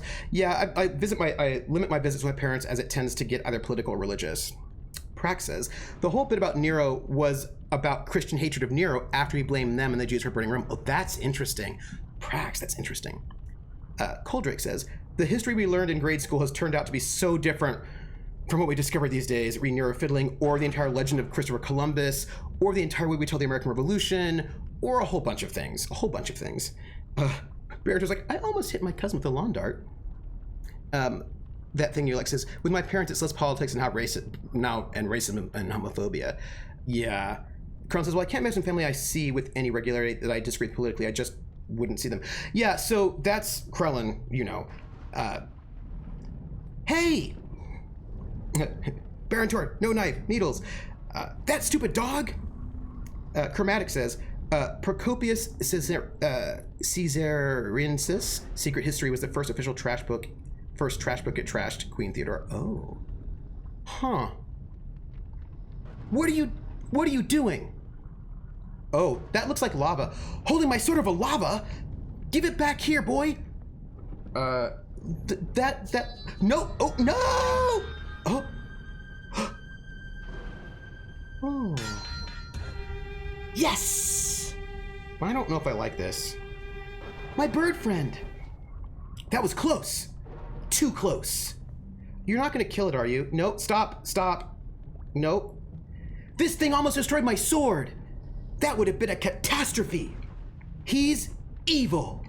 No, Audrey, don't you see? He's scared. Obviously scared. Obviously, come on. This is right. Like, this is what I'm saying. Bird save. Not to name news channels, but a certain one is always on at that house, and today I got sexist and racist too for like, yeah. I should said, I'm glad I never had to deal with religion growing up because my mother's rather mercenary take on religion. She joined the Jehovah's Witness to get out buying presents. That's kind of amazing. Prax says, I would argue the Lives of the 12 Caesars by Suetonius was first. Oh, that's interesting. Yeah, it's totally shaking, right? Like, don't kill the dog. So I wanted to say, wait, there's a thing I wanted to tell you. Oh, yeah. My parents and I were totally cool. Like my parents, I had no problem with my parents. Awesome. My extended family, we didn't have a relationship with them, so that was not really an issue, but I think they were fine. Well, I don't know about my mom's side of the family. I don't know about them. But my sister has become a full-on conspiracy theorist right now, and it's very frustrating. And so she and I have not spoken in a while because she was saying stuff that I was like, oh no. And like, you know, like, I don't know how you all are. Like, she's not a QAnon conspiracy theorist. She's like the other side of the conspiracy theory coin, but it's still conspiracy theory. And like, for a lot of time I'd be just like, whatever, you know, I'm just like, whatever, I'm not gonna engage. But then she was like saying stuff and I was like, no. And then she didn't like that I said no, and then we haven't spoken in a while. But you just can't come at me with things that are like not gonna work. You know what I mean? Not gonna work. Yeah. My mom finally stopped asking me to go to church and stuff. Well, it's been a while at this point. A promise extorted is a promise broken. Krellin. Point. iShield said, I know, and she straight up abandoned it when it became too much an effort to keep up the facade. The presents resumed being bought after that. Yeah. No, she's not a QAnon. Not the doggo. If you'll kill it, I'll use the power of light and dark eyes. Forbidden Gate. Yes. Time to rent a black helicopter over the house. Oh, that should lose her mind. I like the idea of out conspiracing them.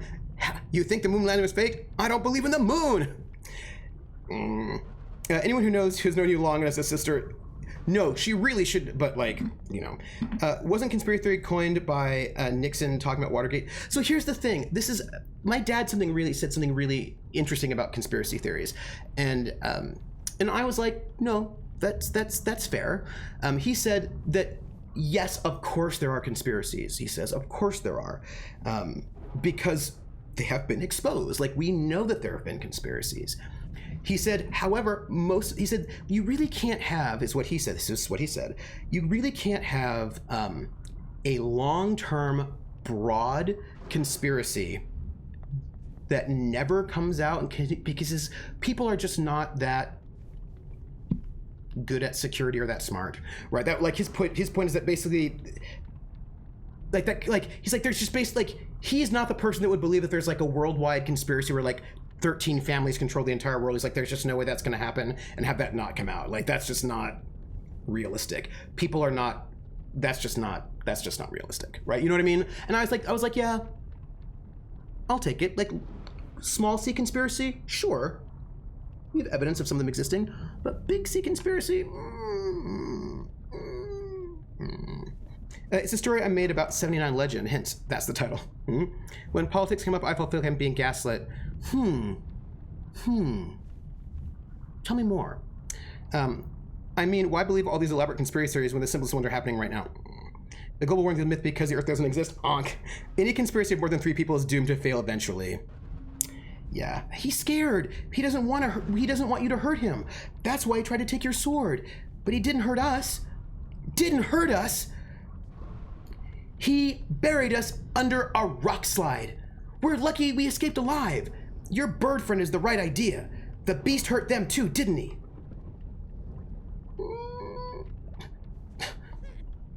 This isn't what you promised. You have to be nice. Let me just sing. We have to try, Audrey. I think there's still something good inside him. Can I jump down there? Can I just jump down there? Can I do that? I'm gonna just jump down there. I might die, but I'm gonna try. Jump! Oh, good, I didn't die, so we're good. I'm gonna go over there and sing. It's gonna be awesome.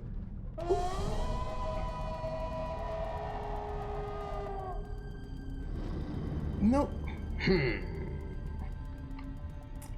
That doesn't look good. That thing's just a monster now. It won't listen to us. No! There has to be a way. There might be if you let me hit it with lightning.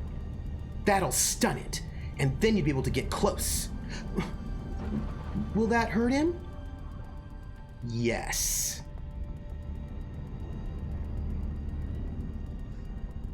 Oh,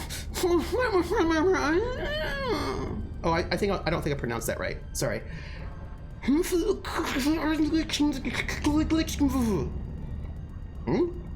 Fine, but only because I want to help him. Please don't do more than you have to. Oh, this looks bad. Oh no. Oh no. Wait. Wait. Oh. Hey! Could you make yourself useful? What do you want me to do? And maybe, like, cover me? I can't charge him if he's attacking me. Oh. Alright, I suppose. Hi. Oh. Oop. I think I messed up. I think I have to do a thing. Oh, I see. Okay. So I got it. I got the thing I'm doing. Alright. Okay. Yeah. I'm making a shield. It's cool. Don't worry about it. We got. Oh, I'm a little worried about all this. I don't want the. Ooh. Okay. Oh gosh. I'm gonna try to sing. I feel like I'm not being very successful at singing right now.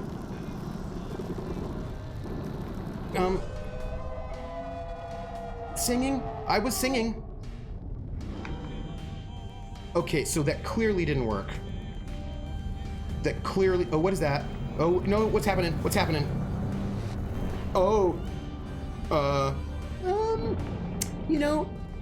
There's some stuff going on, and I don't know all what that stuff is, and I'm... Oh, gosh.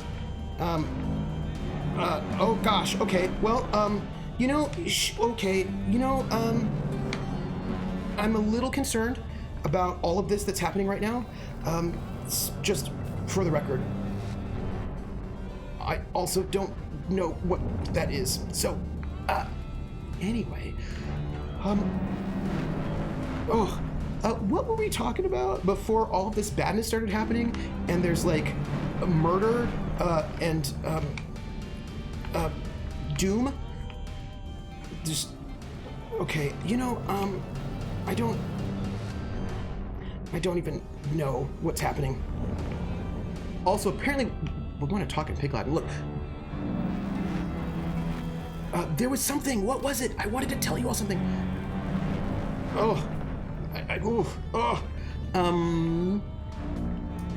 Ancient Rome? Was that it? Ancient Rome? I feel like I'm not covering her well at all. I feel like I'm a really bad friend. Or bad bard. Ancient Rome.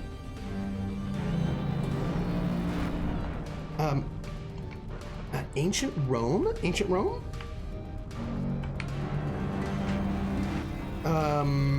No, what was it? History? Also, what do you think that thing is over there? What do you think that is? Oh, conspiracy theories. Yeah. Okay. I'm gonna dance. I'm singing. I don't know if this is helping, but do you think we're conspiracy theories? Yeah. So I bet you need to. Hold on. Oh, no. Oh gosh, hold on. Maybe I have to get on. Wait, going the wrong direction. Sorry. Maybe I do need to get on the. But I feel like we're clearly progressing in some kind of a way, right? We're clearly progressing in some kind of a way. Things seem to be getting more complicated and more difficult, so that seems... And it's changing colors. Oh. I feel like I'm doing good things, maybe? See, like that there, I don't know what that's about. But, I think we did a good thing, so I think it's good.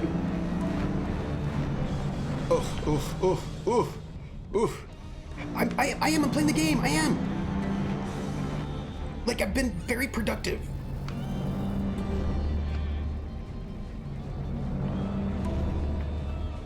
Why? Well, okay, it's fine. I'm protecting it. I'm here. Oh, I didn't protect her well enough there. So, okay. Oh, puppy, I'm so sorry. Let me help. Here we go. See? I'm helping you. Puppy. There's a lot of help going on. I think. It's smaller. Oh.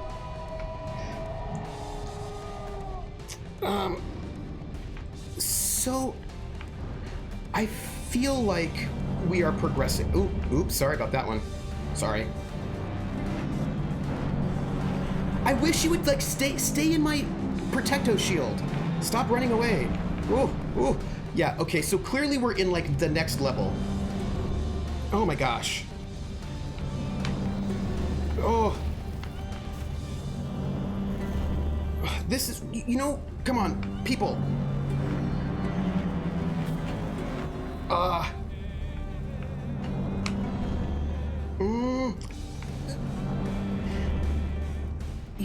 Oh gosh, no, I'm not gonna make it. Oh gosh. So, my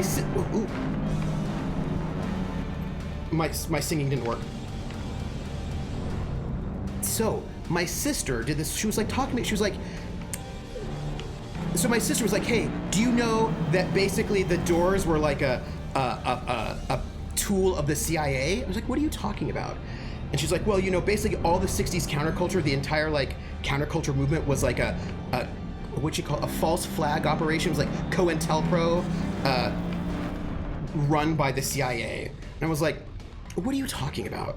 What is going on here? My dearest sister, what are you talking about?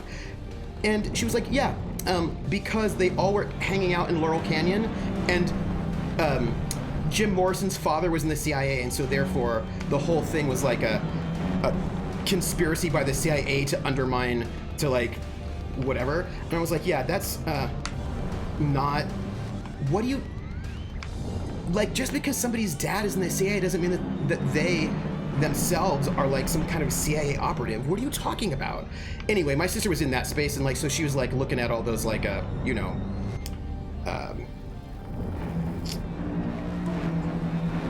too many of those websites that make these sort of cases. Also, I was not excited about that. By the way, I cannot see chat right now because I'm trying to keep this one safe a little bit. Just a little safe. Okay. Yeah, so that was like... Yeah. And I just... And also, I said a thing that I don't think she liked because I think that... Here, right? I'm just like, go. Little dog, be happy. Be happy, little dog.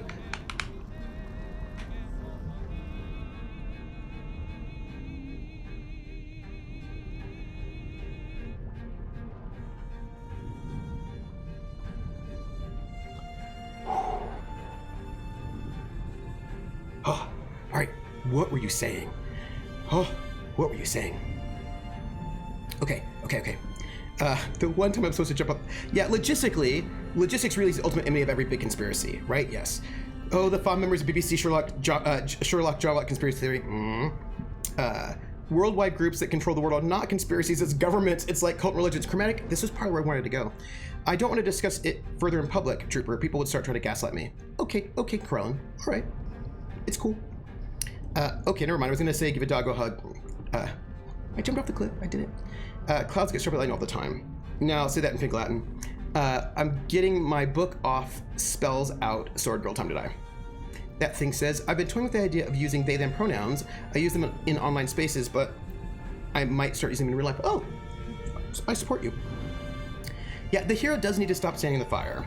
Schmelzer said, someone once sent me a list of 12 real conspiracies to prove that their wacky ones were true, and like 2 of them were real, like Gladios, and the other 10 were all accounts of governments want to do some conspiracy theory level shit, and then realizing it wouldn't work because it never followed through.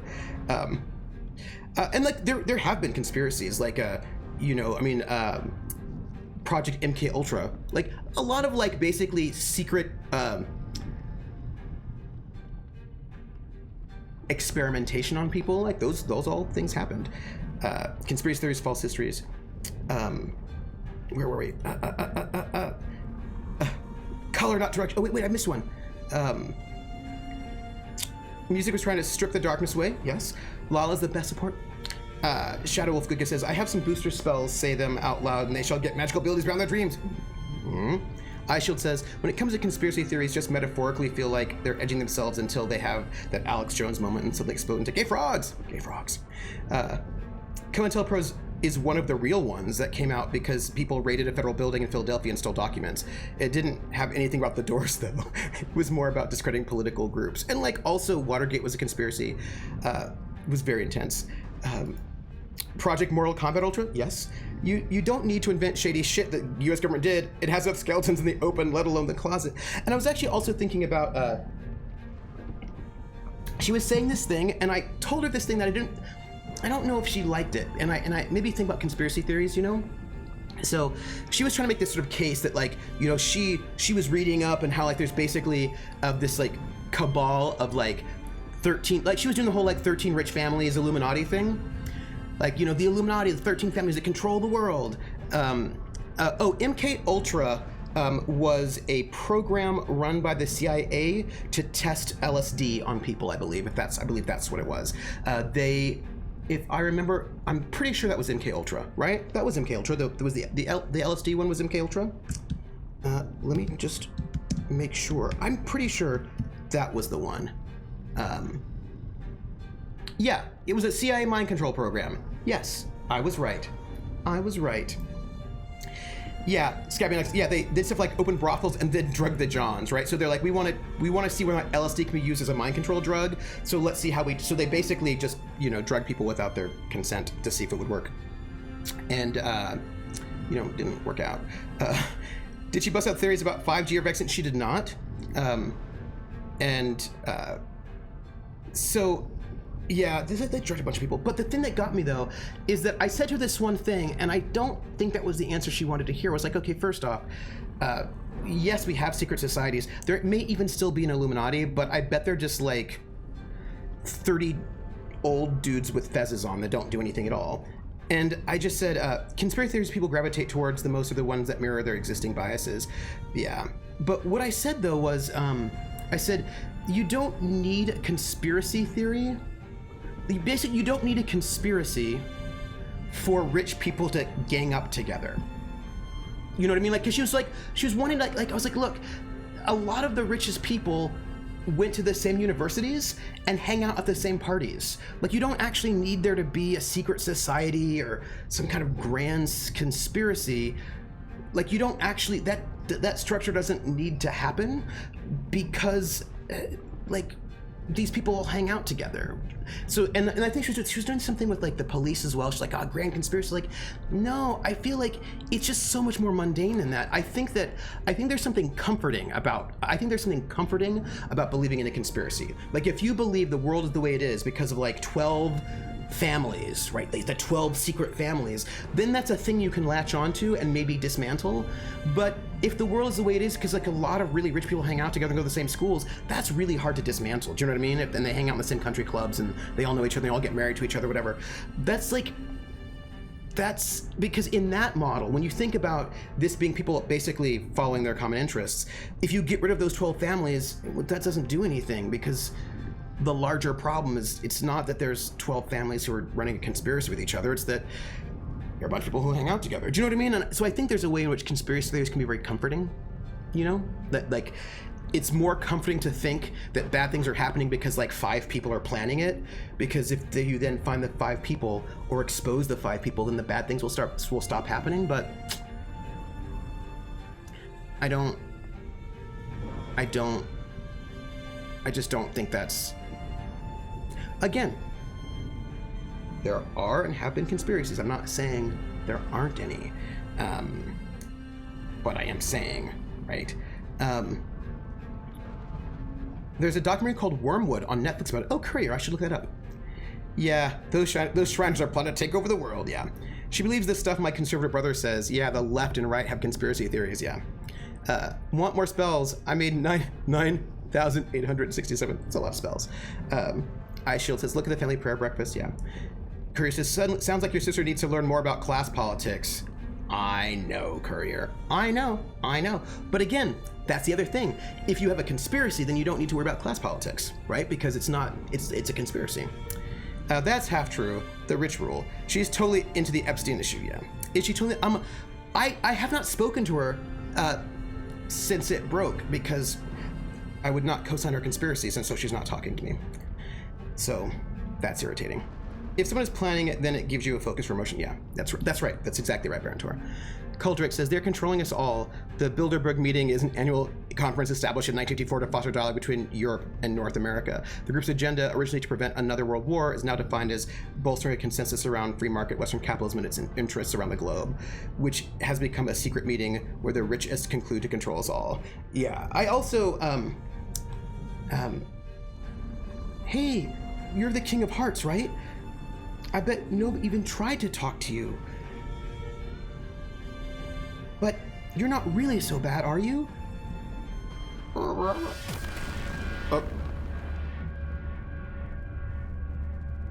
What just happened? Did you...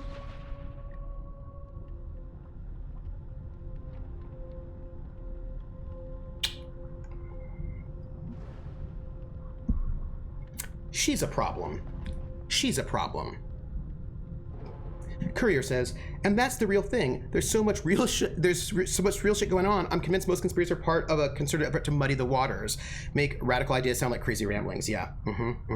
Yeah. Also, I was thinking about. No, it's fine. I was thinking about something because I was in military intelligence, right? And people were like, secret. I'm sure people thought that like I was involved in conspiracies, and I wasn't.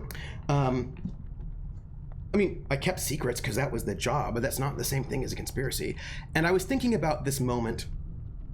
This is a moment where I was thinking about conspiracies, where I was doing some stuff as part of my job, and I was very good at what I did, and I was actually the subject matter expert for Europe on my topic, and between you and I actually knew more. I knew some stuff that like the Pentagon and the NSA didn't know because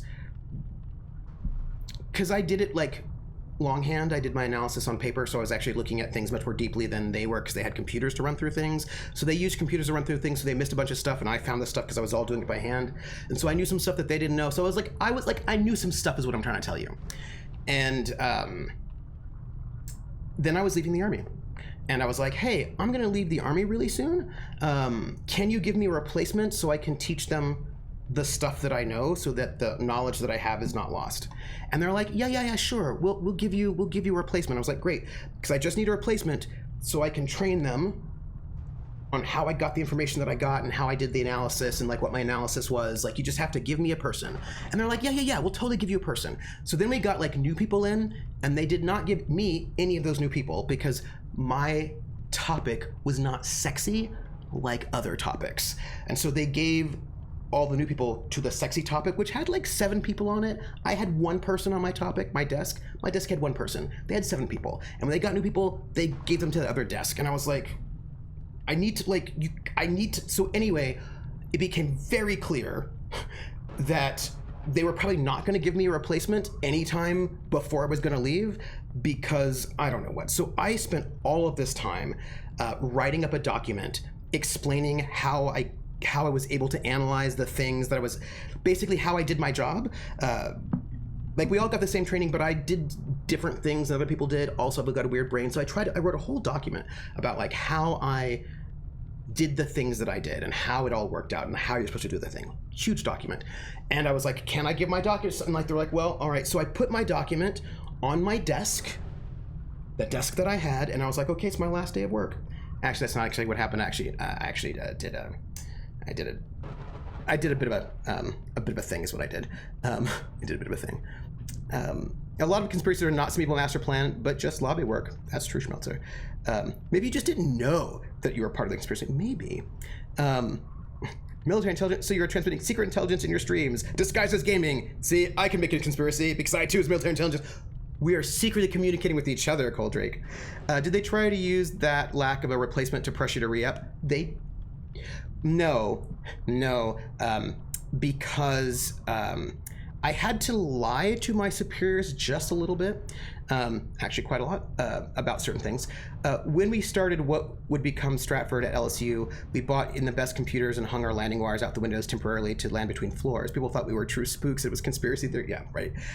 So what happened was I knew that if they knew that I wasn't planning on re-upping, they would pressure me to re-up really hardcore and then start asking me like why I wasn't re-upping. And so because they wanted me to re-up like real bad. Sometimes I wonder, Trooper SAP, especially when my toss-off floor plan ended up looking like very close to yours. I mean, I'm just saying. You think Trooper has been singing in Pig Latin? He's communicating secrets. It's true. So like, I knew that they were going to pressure me to stay because I had gotten, I basically had gotten word. How do you put this?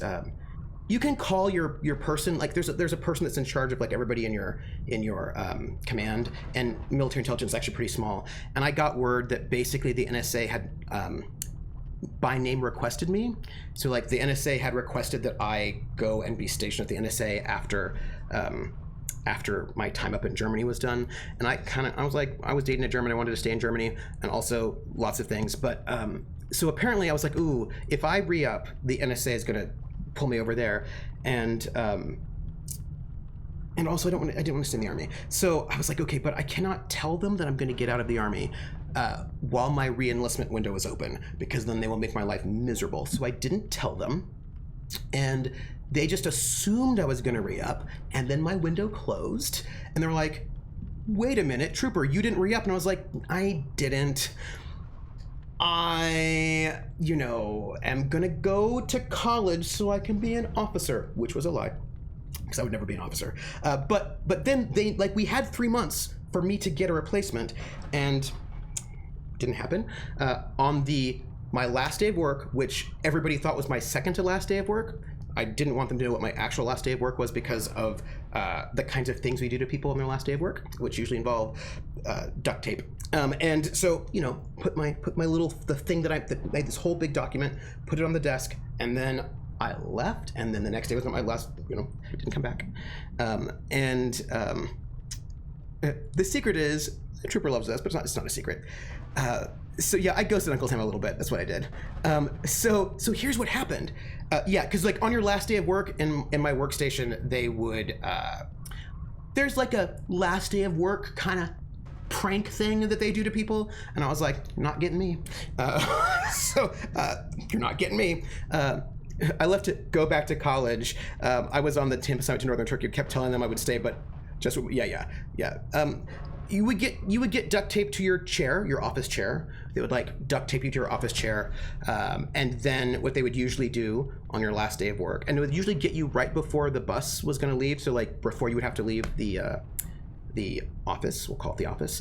And in that place, there was only there was a bus that would come in at 6 a.m, 9, 2, 5, and then the next one was at 10.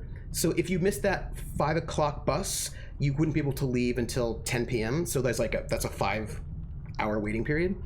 And because like basically we had 2 different timetables happening at the same time. We had the 9 to 5, but then we had mid swings days, and like days was 6 to 2, swings was 2 to 10, and then mids was 10 to 6. And I was on 9 to 5 at that point in time, and what people would do, it's just it's kind of how it is in the Army sometimes. In short, trooper was better at the job than superiors. Yeah, actually, that's true. That's true. My one regret: my buddy left while I was in Turkey. They had a full weekend blowout goodbye part with togas. So what happened was, what they would do is, you'd leave work right up around 5 to go get the bus. So right about the time you'd be leaving work on your last day at work, they would all grab you while you're sitting at your chair, duct tape you to your chair so you cannot get out of your chair, and then they would take the stamps. So we had stamps, and the stamps were how do I put this? Getting duct tape on hairy skin. I liked having night shift, kept me from having barracks duty. I liked swings because you didn't have to wake up super early, but you still got out in time. Basically, if swings was nice because you could get work done. You could like go to like offices or whatever during the day. You could still get some stuff done during the 9 to 5 hours, regular business hours. But you weren't out so late you couldn't go partying. That was I thought swings was really nice. Now an appropriate tangent would be a segue from talking about Dolly Parton's 9 to 5 or just Dolly Parton, always Dolly Parton. So this is what happened. So we had, it was military intelligence, and you have classifications, like secret, top secret, confidential, that sort of thing. And that's your classification. But they're what we call code words, and the code words are tell you what kind of intelligence it is, right? So something could be confidential, but what kind of intelligence will give you a little code word. So like confidential, blah, blah, blah, or secret, blah, blah, blah, or top secret, blah, blah, blah. And if you are taking notes, because like we're doing analysis, right? So we would take notes, and any kind of notes you take are also classified. And so you'd have to stamp the pieces, your note paper with the classifications. So that's just so that people know what the classification is of your notes. And we had someone use one of those stamps on a comic book. It is top secret 50 years because of that stamp. So, but here's the thing that you have to know. The words top secret, secret, and confidential are not classified words. The words themselves are not classified. That is why I'm able to say them right now. But if you noticed, I was very careful to say top secret, blah, blah, blah, because the code words are themselves classified. So I cannot say what the code words are because they themselves are classified. This is important. So it is the classified code word. So what would happen is, on your last day of work, after they've duct taped you to the chair, they would take the stamp, and that ink is actually kind of hard to get out, and they would stamp your forehead with the classified code word. So it would be all over your face. And you cannot leave the building with that on your face. If they just stamp top secret on your forehead, you could leave, that would be fine. But they would use the classified code words, they'd stamp it on your forehead, and as long as that's on your forehead, you're not leaving the building. Like, you just cannot leave the building without on there. And so then, after the stamping of the forehead, they'd be like, okay, you're good. And then you would not be able to leave, and then you'd miss your bus. By the time you would actually get the ink off of your forehead, because that ink, because stamp ink is actually really hard to get off. Like if you've been to a club and like they stamp you and like that's hard to get that ink off.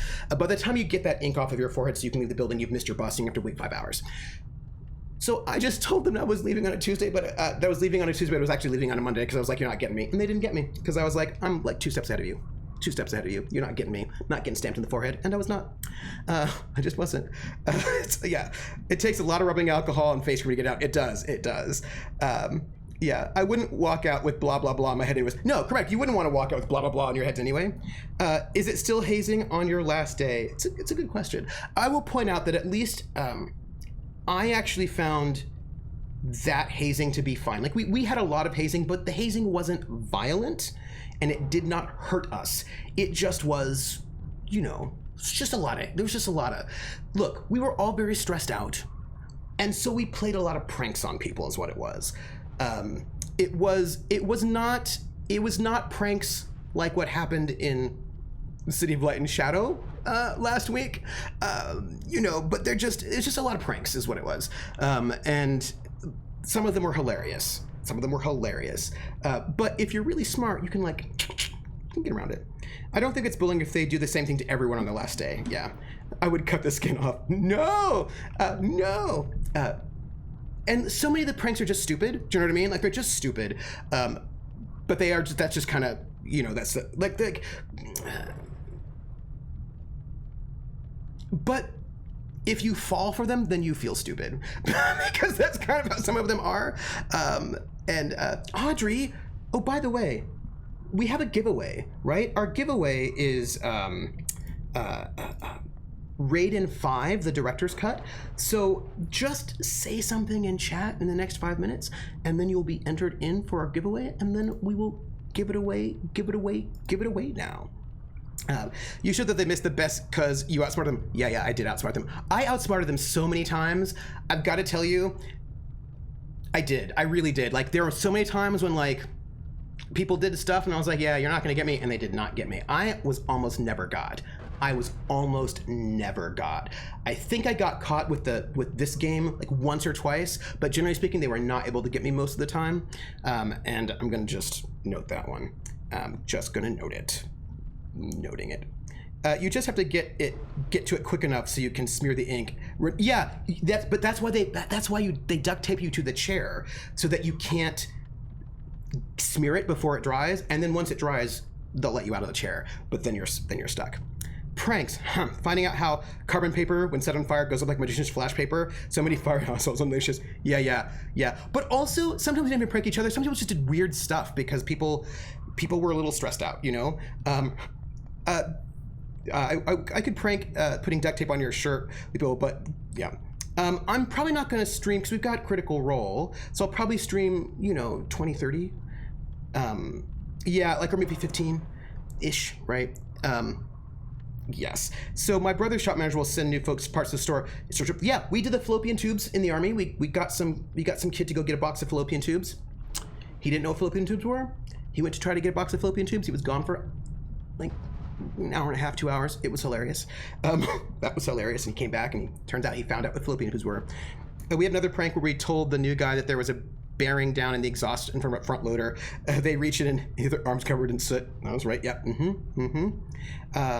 So I'm thinking 15 or so maybe ish. Yes. Hello, Tactician. Yeah, we were like, man, we need a box of fallopian tubes to fix the Humvee, and they're like, okay. I'm like, it's good. The only hazing I got at military adjacent job was that I had to degauss the hard drives. Yeah. Caldrick, I never got caught for jumping the secure fence and climbing the water tower and painting it with Fort Goodbuddy. Yeah. Right. So we would just do. Oh, we're gonna raid. We would just do these weird, stupid things. This is one thing we would do.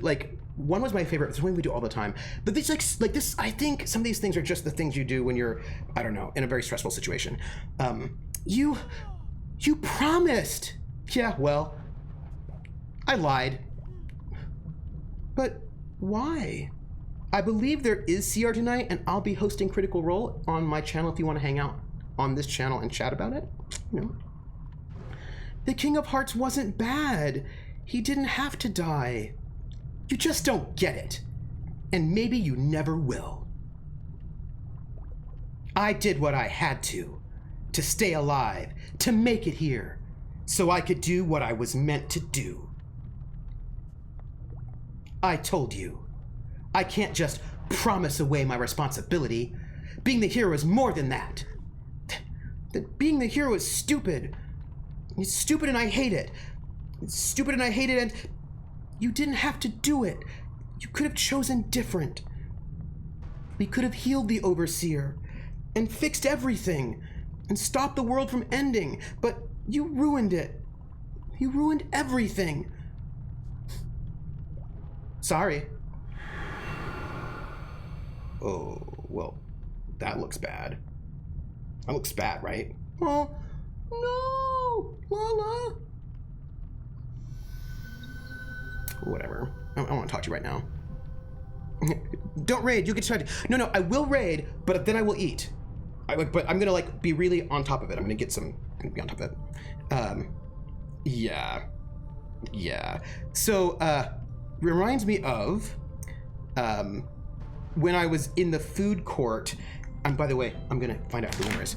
And people would spray disinfectant on the people running the cash register, pulling the people's apron strings. Like, yeah, just, you're just like that kind of thing. No, I'm totally gonna do it. I swear, I'm gonna be on it this time.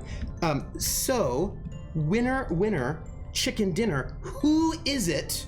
Who is the winner of Raiden 5 Director's Cut? Who is it? Nightbot, tell me. Tell me, Nightbot. Tell me. Crit Twitch. Somebody's watching me. I always feel that somebody's watching me, and I have no privacy. Whoa, I always feel that somebody's watching me. Tell me, is it just a dream? Bow. Thank you for the follow, Shadow Wolf Giga. Thank you very much. Thank you. What? Stop! No! What? No! I'm gonna sing. That's just a thing. Their singing's gonna happen. It's gonna happen. That's the thing. Crit Twitch. I'm going to message you right now with the code for Raiden 5, the Director's Cut. Just tell me what it's like to play it when you get there. That's all I want to know. Crit Twitch. There you go. That's it. Right there. It happens. And so then, me too, please. All right, look. I need to tell you about the things that I loved, because we would do these terrible things. It wasn't terrible, but so office chairs, and you know how office chairs, those office chairs that have like the kind of the woven kind of like woven covers, right, on the chair, on the cushion. You got office chair cushion, seat cushion, back cushion, and then some of them would have that kind of like kind of woven-y sort of cover.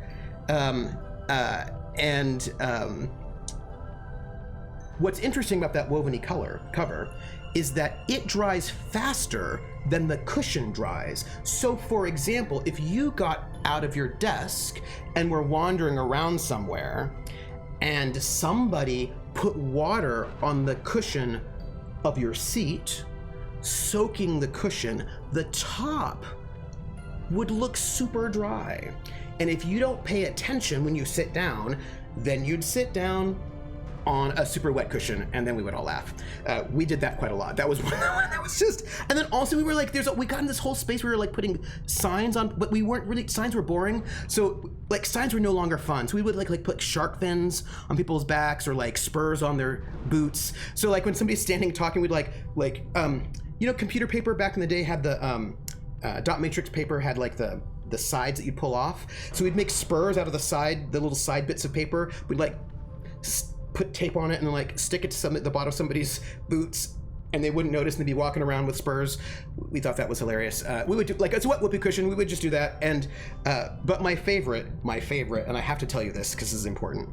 Hey Volpez, I never got caught spray painting stuff on teachers' walls outside the building because me big brain and I spray painted with cameras too. My favorite one, because this one was a little bit of a hide and seek. So you have your cover, right? If you're in the military, you have cover, hat, right? Cap. And the thing is, Audrey killed the overseer. Sea Spider killed the overseer and was like, see ya. Because she was like, I lied, I'm not gonna be nice. It was like really terrible. I'm really mad. So you have your cover, and the thing is in the military, when you're outside, you must have your cover on. When you're inside, you must have your cover off. You cannot be outside without your cover on. That's no good. Not done. You're out of uniform. It's bad. You have to have your cover on.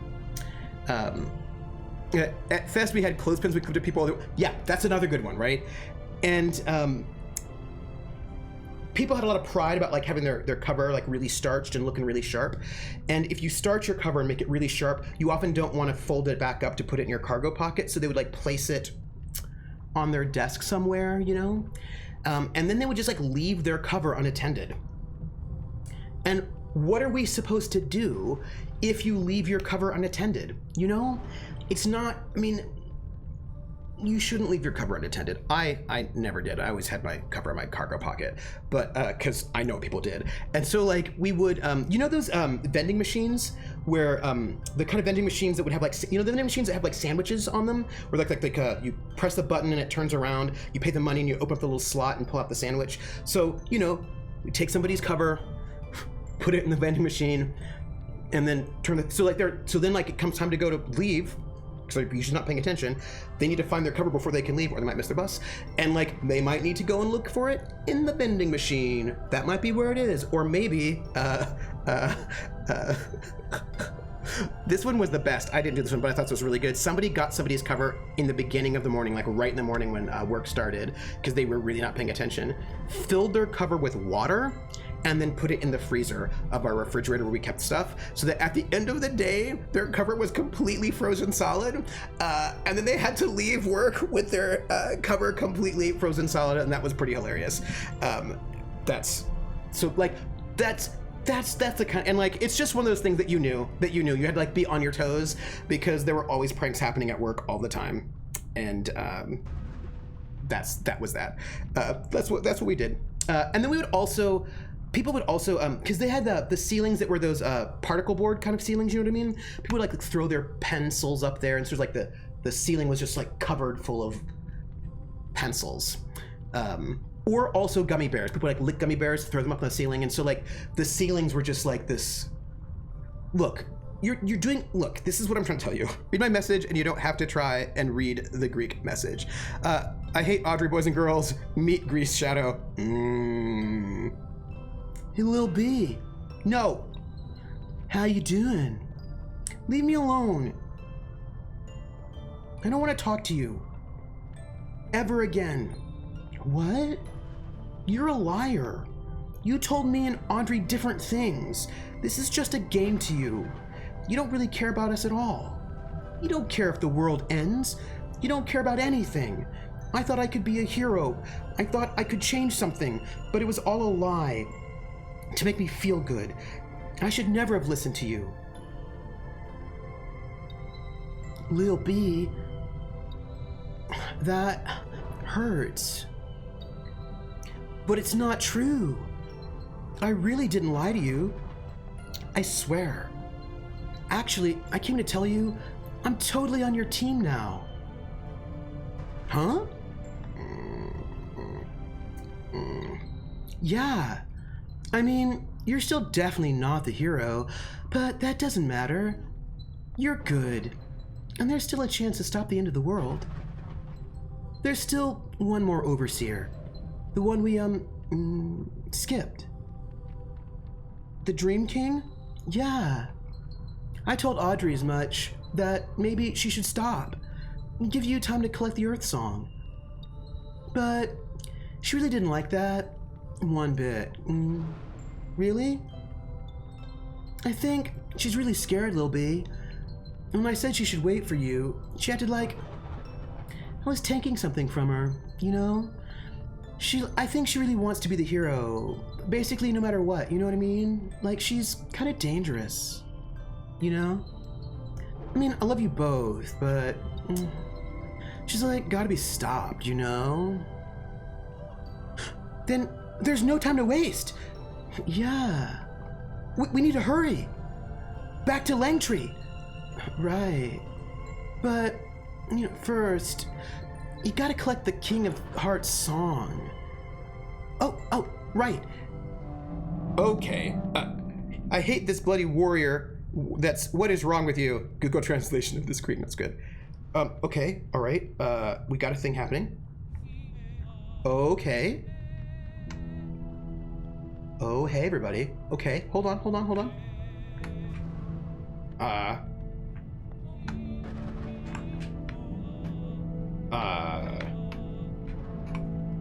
I don't necessarily know what I'm doing here. Maybe what I'm doing is trying to get this here. Did I get it? You know. Oh, okay. Hold on. All right. I think I'm trying to capture these. Maybe. Perhaps. Also, I don't know how I'm doing that, but...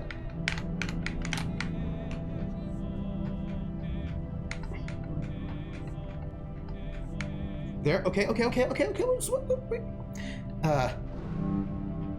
Oh, okay, what do we got? Okay, now we got more of them.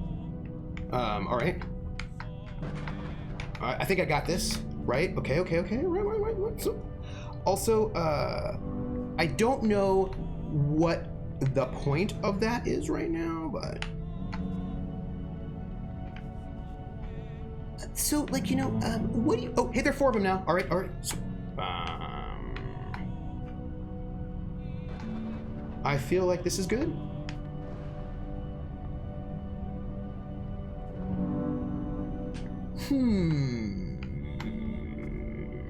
Well, I mean, I got something going on here. I don't know what it is.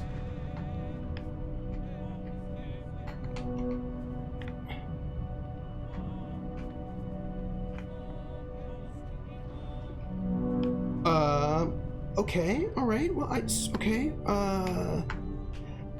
Again, I don't necessarily know what my point is right now, but the music's playing. It seems really nice. Also, they're jumping away again. People. Oh, I don't know. I don't know. Like, I feel like we end up learning the point eventually, but then,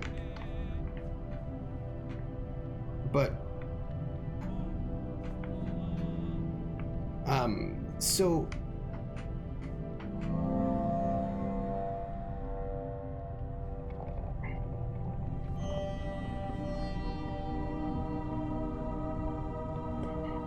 yeah, there's just trouble right here in River City.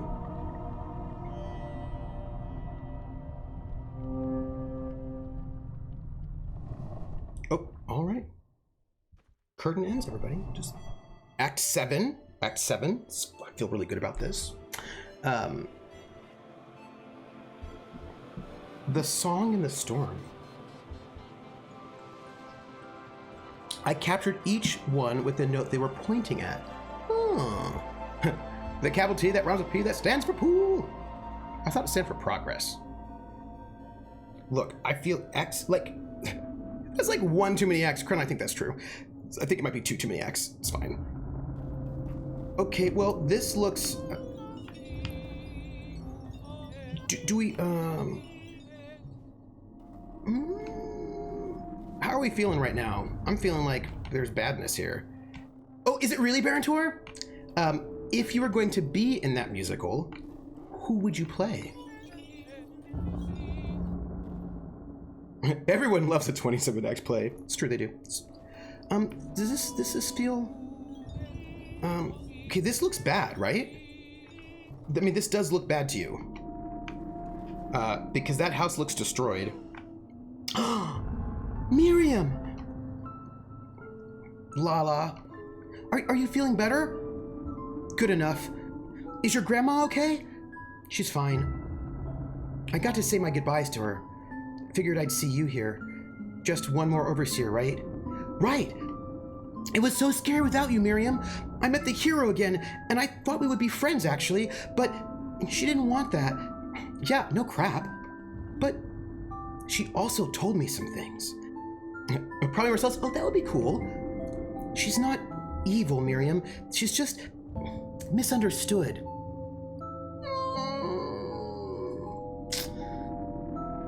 Okay, so Lala, you're saying that she's not evil, she's just misunderstood. I feel like those two things do not need to be in a binary. She could not be evil and also be doing lots of bad things, though. Do you know what I'm saying? Like, I'm not saying that she's intrinsically evil. I am saying that she's doing a lot of bad things, though. That's all I'm saying. Coming from you, I think that means the same thing. I don't even care about her. I came to see you. I'm sorry I left. I couldn't let you do this part on your own. Aw, Miriam, this isn't a joke. This is really it, Lala. We're going to have to face the Dream King, and probably Miss Hero too. If she kills him, it's all over. The world is actually going to end. And everything we worked for, and all the places we've been, and all the people we know, they're gonna go away. Do you understand that? Yeah? I'm scared, Miriam. But we'll just have to do our best. I'm glad I'm doing it with you.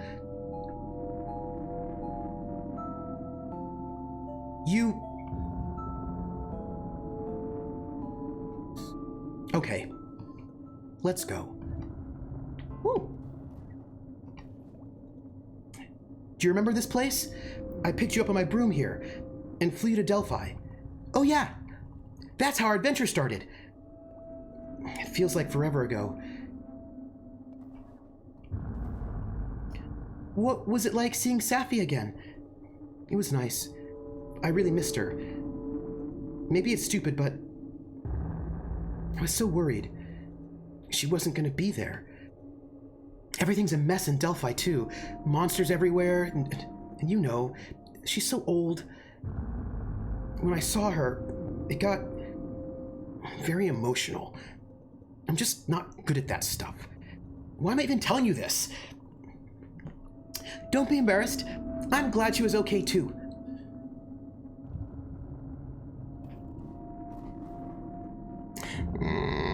But evil spelled backwards is live, live, and we all want to live, don't we? Maybe. Misunderstood sounds like enabling. Maybe. Lying to Snickers bar. It's fair. I'm not gullible. I'm just willing to see the best in not evil people. Gullible. Thy name is Lala. Miriam has been the best BFF from the beginning. True. Actual end of the actual world. Sounds like we could actually be reaching the end. I think so. It was forever ago into replaying time. It's been only like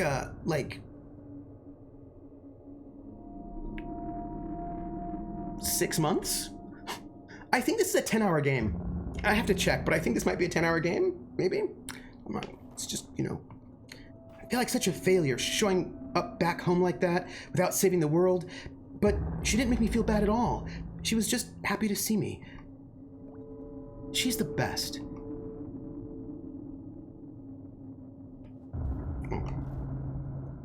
I still feel guilty for leaving you. Sorry. Oh, it's okay, Miriam. You did what you had to. Ugh. I hate how nice you are. You really shouldn't be. To me. But you're my friend. I'm not a good friend. Sure you are. No, I'm not. You climbed that mountain by yourself, and you had to deal with the hero. I shouldn't have left you. No, it really was okay. That's not the point. I didn't leave for good reasons. But you were hurt. Sorta. It wasn't really that bad. The truth is, I probably could have come with you, but I was scared. I'm scared too, Miriam. I don't mean like that. I mean, I am scared about the world ending and stuff. But that wasn't why I was scared when I left. Uh-oh. Ah! Uh-oh. An hour a month sounds about right. 10 hours. 6 months, you practically blazed through it. Imagine if you played DII on this time scale. It did. That's why it took 3.5 decades. It did actually take. It took over. Like, we were playing that for over a year. I'd have to check, but we played Dragon Age Inquisition for over a year. Just noting it. She does love him. I sound so pathetic. Scared of everything. Why do I have to be like this? No, we should talk. What were you scared of? I shouldn't have said anything. This is embarrassing. Never mind. Wait, I really want to know. Why were you scared? I don't know. I guess it's... I have a story. Scary. Being...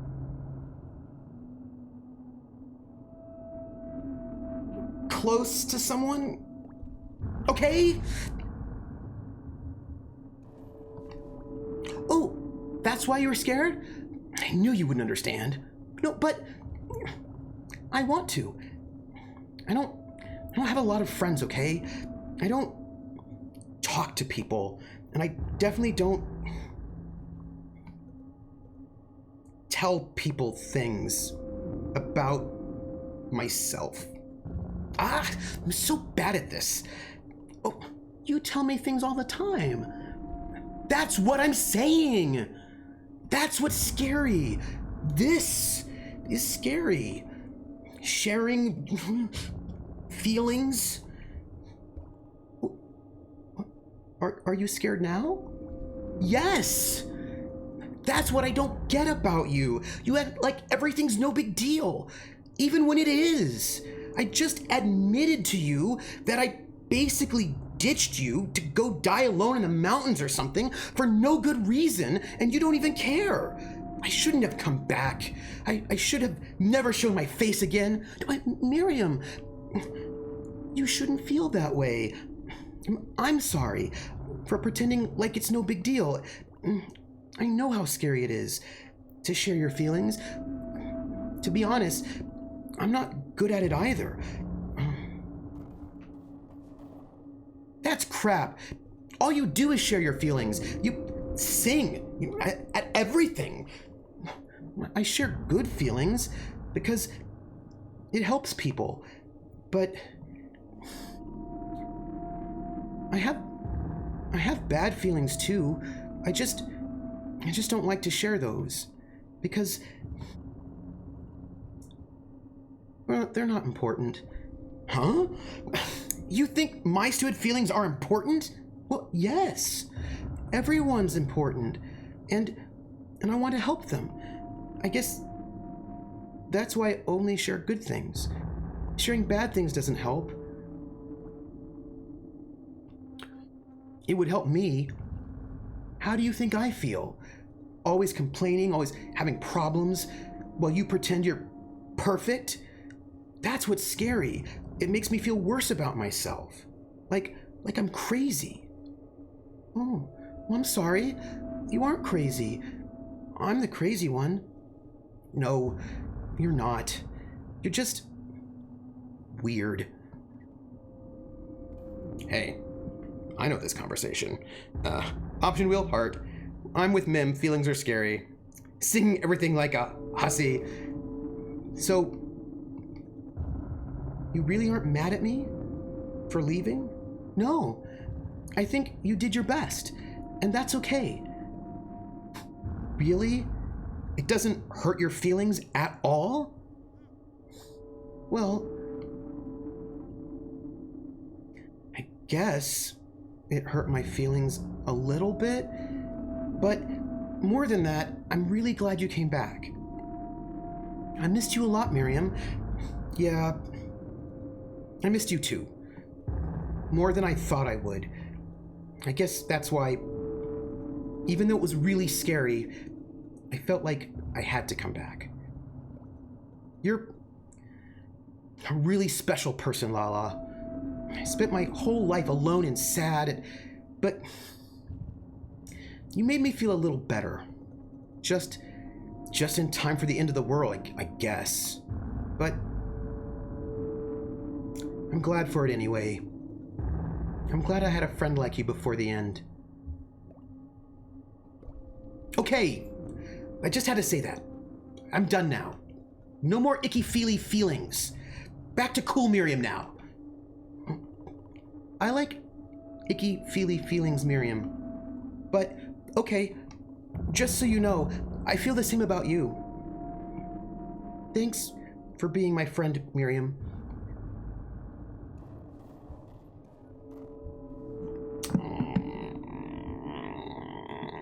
Be weird together. I think everyone here knows this conversation, probably from both sides. Kron's like, I don't. And while they're talking, the world ends. If it's the end, they need to sing the song. It's in the rules. So many feelings. Just in time for the end of the world, me making friends last summer. Oh. I will just say that I know. Oh, hello. I know. I have certainly had people tell me that me not telling them my bad feelings was unfair to them. I've certainly had people tell me that before. I have. Thank you for being a friend. Travel on a broom and climb mountains. Your song is true. You're annoying and super nice. And if you rate a channel, invite all the battle buddies, you will see the biggest raid will not be from me, but, you know, anyway, so, I heard that in Fox's voice. Yes. Bardling, you look 10 times stronger than last I saw you. Not in your muscles, but in your heart. I can see it. You must have had quite an adventure.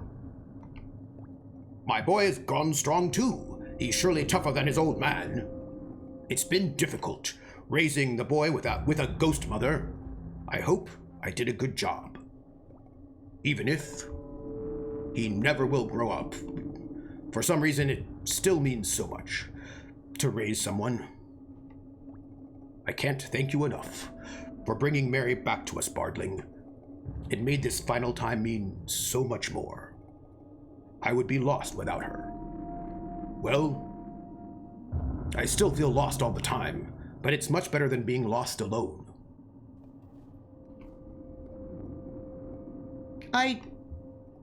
I'm scared. Why is everything breaking? Why is everything bad? Did I do something wrong? I wish we could fix it. Oh, Woody. Dad says it's gonna be okay, but I don't believe it. I think the world really is ending, just like Mom said when she came back. It's sad. Well, I was a little smart. Just saying. I love Bronson and Mary's house. We're not going in there. Well, let's see what our... Oh, it's Ruby. It's so dark out, and everyone is so dour. It's bad enough the world is ending. Why does everyone have to be depressing on top of that? Ooh. Foul creatures destroyed my house. Cretins. They had to move me to Bronson's house, and then it got so nasty out here, everyone wanted to stand outside and watch. I was perfectly fine inside, but they made me come out.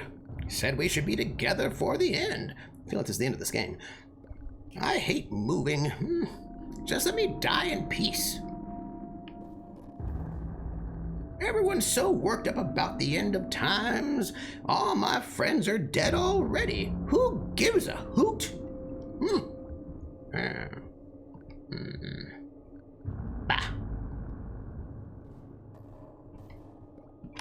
Well. Trooper, it's 8:53. Do you have time to talk to everyone? I feel like if I talk to people, then that'll give us the end before we do whatever big, massive jumping thing will happen. Wiggliest ghost legs. Hey, next of kin. Phantom leg syndrome. Yes.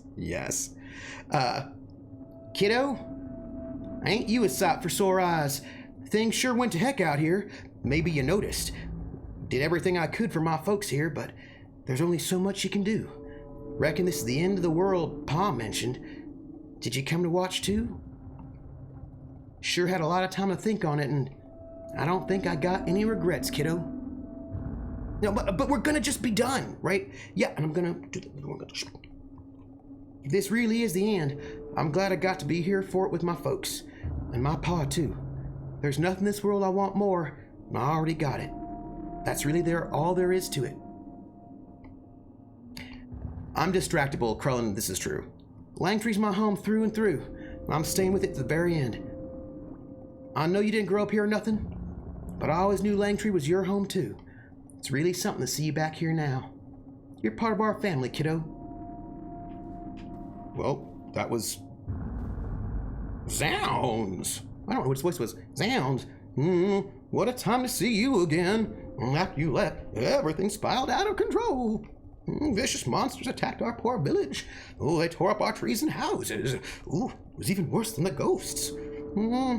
Thank goodness Miss Mayor was here. Our little Langtry's seen so much strife. Thank our lucky stars we're still here. Even you. But, oh, jeepers. They say the world is ending now. Could it be true? It's all too much. Is there? But if you don't talk to everyone tonight, we could milk 3 more weeks out of this game.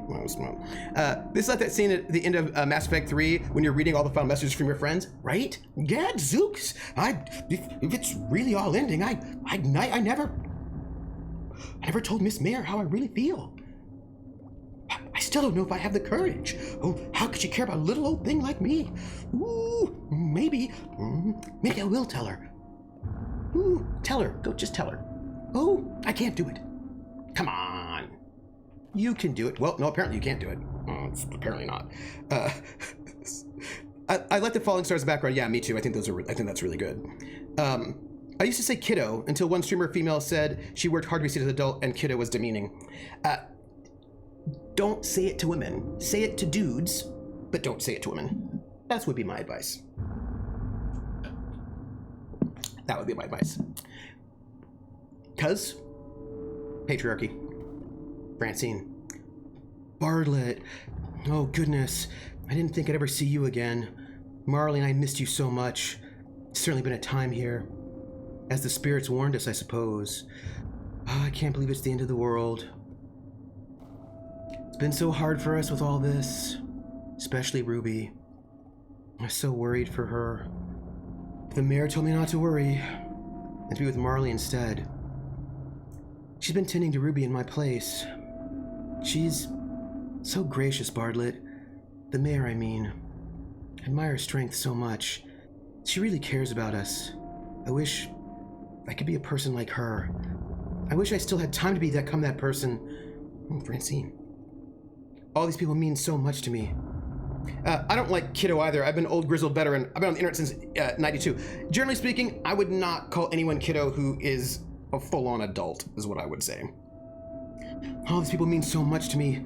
Langtree is a really special place. You always belong here with us, Bartlett.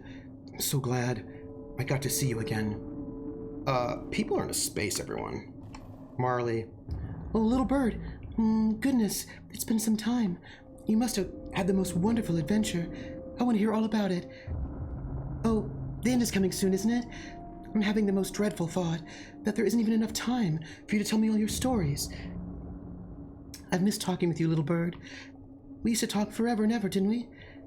But there's no more forever left. I've had the most wonderful life, surrounded by lovely folks like you, and Francine, and all of Langtree. I couldn't ask for more, and yet I want to. I wish we all had more time, little bird. Thank you for your smiles and your music. I love you, little bird. Well. Teenagers aren't going to like kiddo either. My 9-year-old niece might be okay with kiddo. Nah, she's super serious. Maybe the 7-year-old. I think it also depends on how old you are when you say it.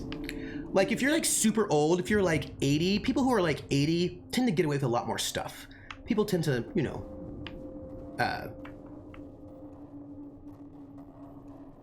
also, if you're a little old, if you're like a 90-year-old woman, you can get away with saying a lot of things to people. You could go back to New England, late 60s term, you guys. Oh no, you guys is a gender term. It is like, I try really hard to, because I'm from California, we say that all the time, and I try really hard to remove you guys from my vocabulary, because that is not a gender neutral term at all. So I try to say y'all, that's what I try to do. I'd more say I would only use kiddo for close friends and family, not for strangers, yeah. Maybe if you switch your proper name? I was 31 when I got my first master's. My advisor wrote a letter of recommendation calling me a fine young man, and I objected to that. Yeah, it's probably okay to call Beatrix kiddo? Folks is the proper term. Or, you're right, it is time to save the game, because we did talk to all the people, and wherever we go next is gonna be it's gonna be weird. I feel like we're getting bad sounds, you know what I mean? Like, bad sounds. Sounds of doom. That's what I feel like. So, dude is also not gender neutral. Dude is male. That's why sometimes people would say dudette. It's just like part of the larger problem of using the male form as the general, as like the universal, as the core, as the center, and then non-male forms as like aberrant. So, like using the male form as the generic basically only reinforces the idea that only men are subjects and everybody else is an other. So it's no good. It's like saying, well, there are normal people, and then there are people of color. Like that's no good. You know what I mean? It's not a good look. I hate dear darling sweetheart. I get it all the time from customers on the phone. I can't help have a small high-pitched voice. Yeah, I had a coworker that would call everyone boss. The ladies loved it. Yeah, so like I find like if you were like a 90-year-old woman, you can probably call people dear and people won't be upset with you. But if you're not a 90-year-old woman, maybe you don't want to call people dear. That's probably not a good idea. Wait, if our sub badges are donuts, does that mean we are now donuts, not battle buddies? No, you're battle buddies with donuts. Of course battle buddies want the donuts. Who doesn't want a donut? In the South, sweetheart or honey, hun, right? If you're like an old Southern lady, you can get away with calling people sweetheart and hun. I could not, and so I do not. I do not call people sweetheart, hun, dear, anything. None of that, none of it, don't do it. I cannot get away with it, so I do not. Not a good idea. None of that. If I do not know you, I'm not calling you any of those terms. I also find it overly familiar, but I realize that's probably just a me problem. Well, but the thing is, Viram, y'all is always appropriate, so I'll go with y'all, right? Sweetie's become very common these last few years from women, not men. I mean, the thing is, women can get away with using more terms of endearments with strangers. That was my goat, sorry. Men should not. Like, my recommendation, if you are a man, don't use terms of endearments with strangers. Don't do it. Also, don't use terms of endearment with your coworkers. Don't use terms of endearment. Don't. Unless you're dating someone, don't do it. Don't do it. The power dynamics are not good for it. Don't do it. It's bad because it ends up being demeaning. And don't do it. That's just my recommendation. Don't do it. That's what I would say. Hello, noun unknown person. Just use y'all. The only people I'm fine with, people call me love, is people from the UK, and that is it. Although I imagine there might be some people you were like, no, not you. I knew you. Krellin! Family's okay if they're okay with it too, yeah. Hey, Atomica. Sensei's a gender honorific, y'all. Toots is right out. Dame, don't do that unless they're actually a dame, like knighted. If they're knighted, you can call them dame, but don't be like, that dame. Don't do that one, it's not good. Don't do it. I call everyone friendo and shout goodbye, I love you all. Yeah, as long as you're not directing at specific people, right? As long as you're like, if you give love to like large group of people, love, that's fine. One person. Boomer, I think they don't, unless you are endeared to me or I to you, I prefer not to be called endearing terms. Right? Yeah, and I think there was a time when people were a little bit more familiar with each other, but we don't live in that time anymore. We don't live in that time. Like my recommendation for 2020 is do not touch anyone you do not know. Do not touch anyone. Don't touch people, and don't give them terms of endearment. Don't do it. Do not touch people. Do not give people terms of endearments. None of that. Don't do it. Don't. It's 2020, people. Don't do it. We're in a different paradigm, and the paradigm we live in is not one where you get to touch people or be familiar with them. Don't be familiar with people. Don't do it, and don't touch people. I actually have food in the fridge, and so I'm good. I got food. I don't have to order it. Don't touch people you don't know. Hey, can I distract you? Especially with COVID. Think about the kitties sitting on the glass tables. Maintain that 6 feet. Maintain it. Crowd's been hacked. That's maybe, I think that's true. In 2020, don't touch anyone. Wear a mask. Wear your mask. 10-foot poles. So I'm going to go. We're going to do a quick raid. But while I'm looking to see who we're going to raid, let me tell you what's up. I'm going to tell you what's up. So I'm going to be hosting a Critical Role at 10 o'clock, so in an hour, 10 p.m. Eastern. And if you want to watch Critical Role, but want to be in a chat that is full of friendly people, this would be the place for it. Come here.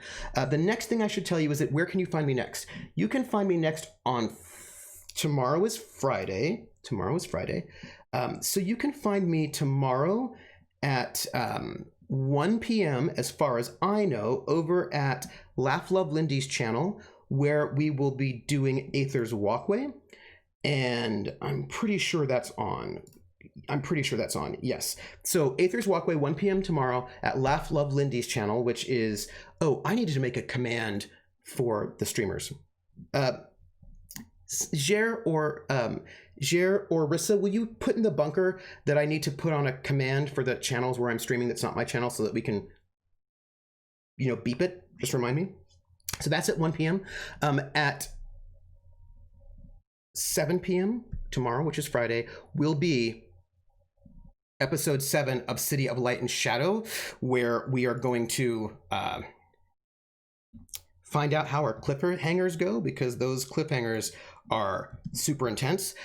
And if you want to influence how the NPC resistance cell, the Red Tailors led by Mother Courage, the communist self, you want to influence which of the forces of fascism they target and which approach they use, please, by all means, hit the poll. This one is, thank you, Jared. This is a full group session, and it is our last full group session for 2 sessions. So tomorrow is a full group session, and then the next 2 are solos. We have Oscar's solo, and then also Fox's solo, one after. And then Krellin has got it. And then you can find me on Saturday at noon. Will be me playing The Outer Worlds, I hope, if I can get my PS Play to sort of work again. And normally at 8 p.m. on Saturday, I am on The Regiment, but I will not be able to make it to The Regiment tonight, but you should watch it anyway tomorrow night, because I've got, I'm recording a thing for a thing. Oh, you should all be curious about Oscars. And then you can, of course, find me next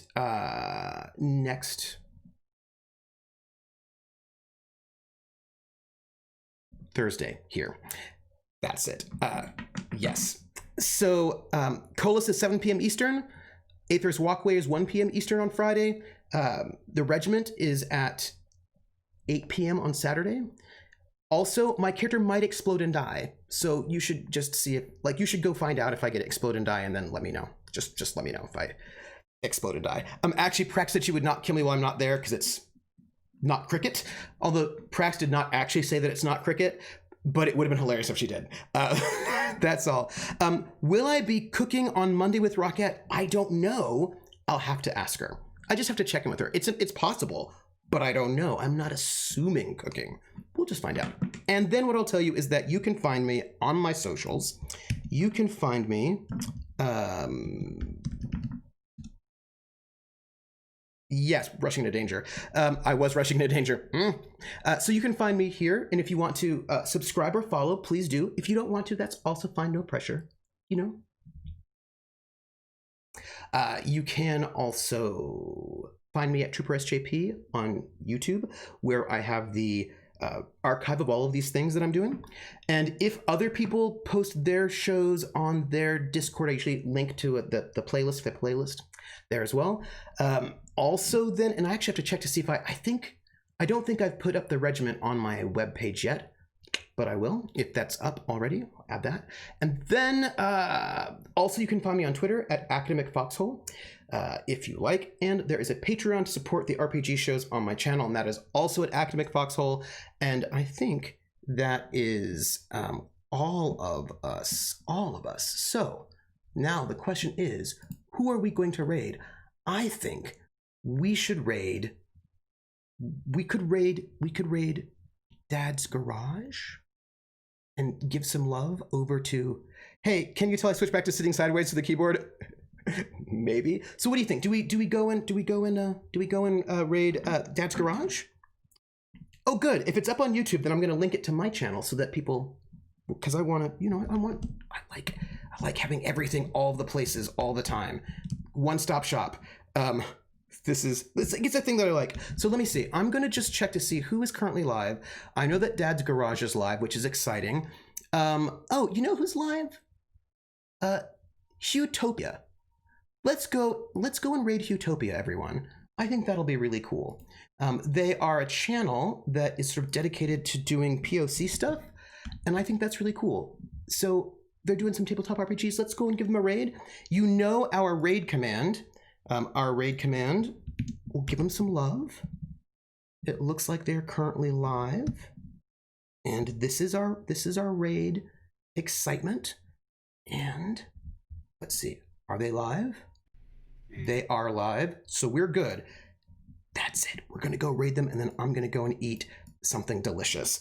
And then I will see you all at Critical Role. So, you're awesome. I love you. And before we go, because I got seconds. I knew you were trouble when you walked in. Shame on me, I saw the places I've never been. And now I'm lying on the cold, hard ground. I'm gonna catch you on the flip side, everybody. Raid! I will see you soon.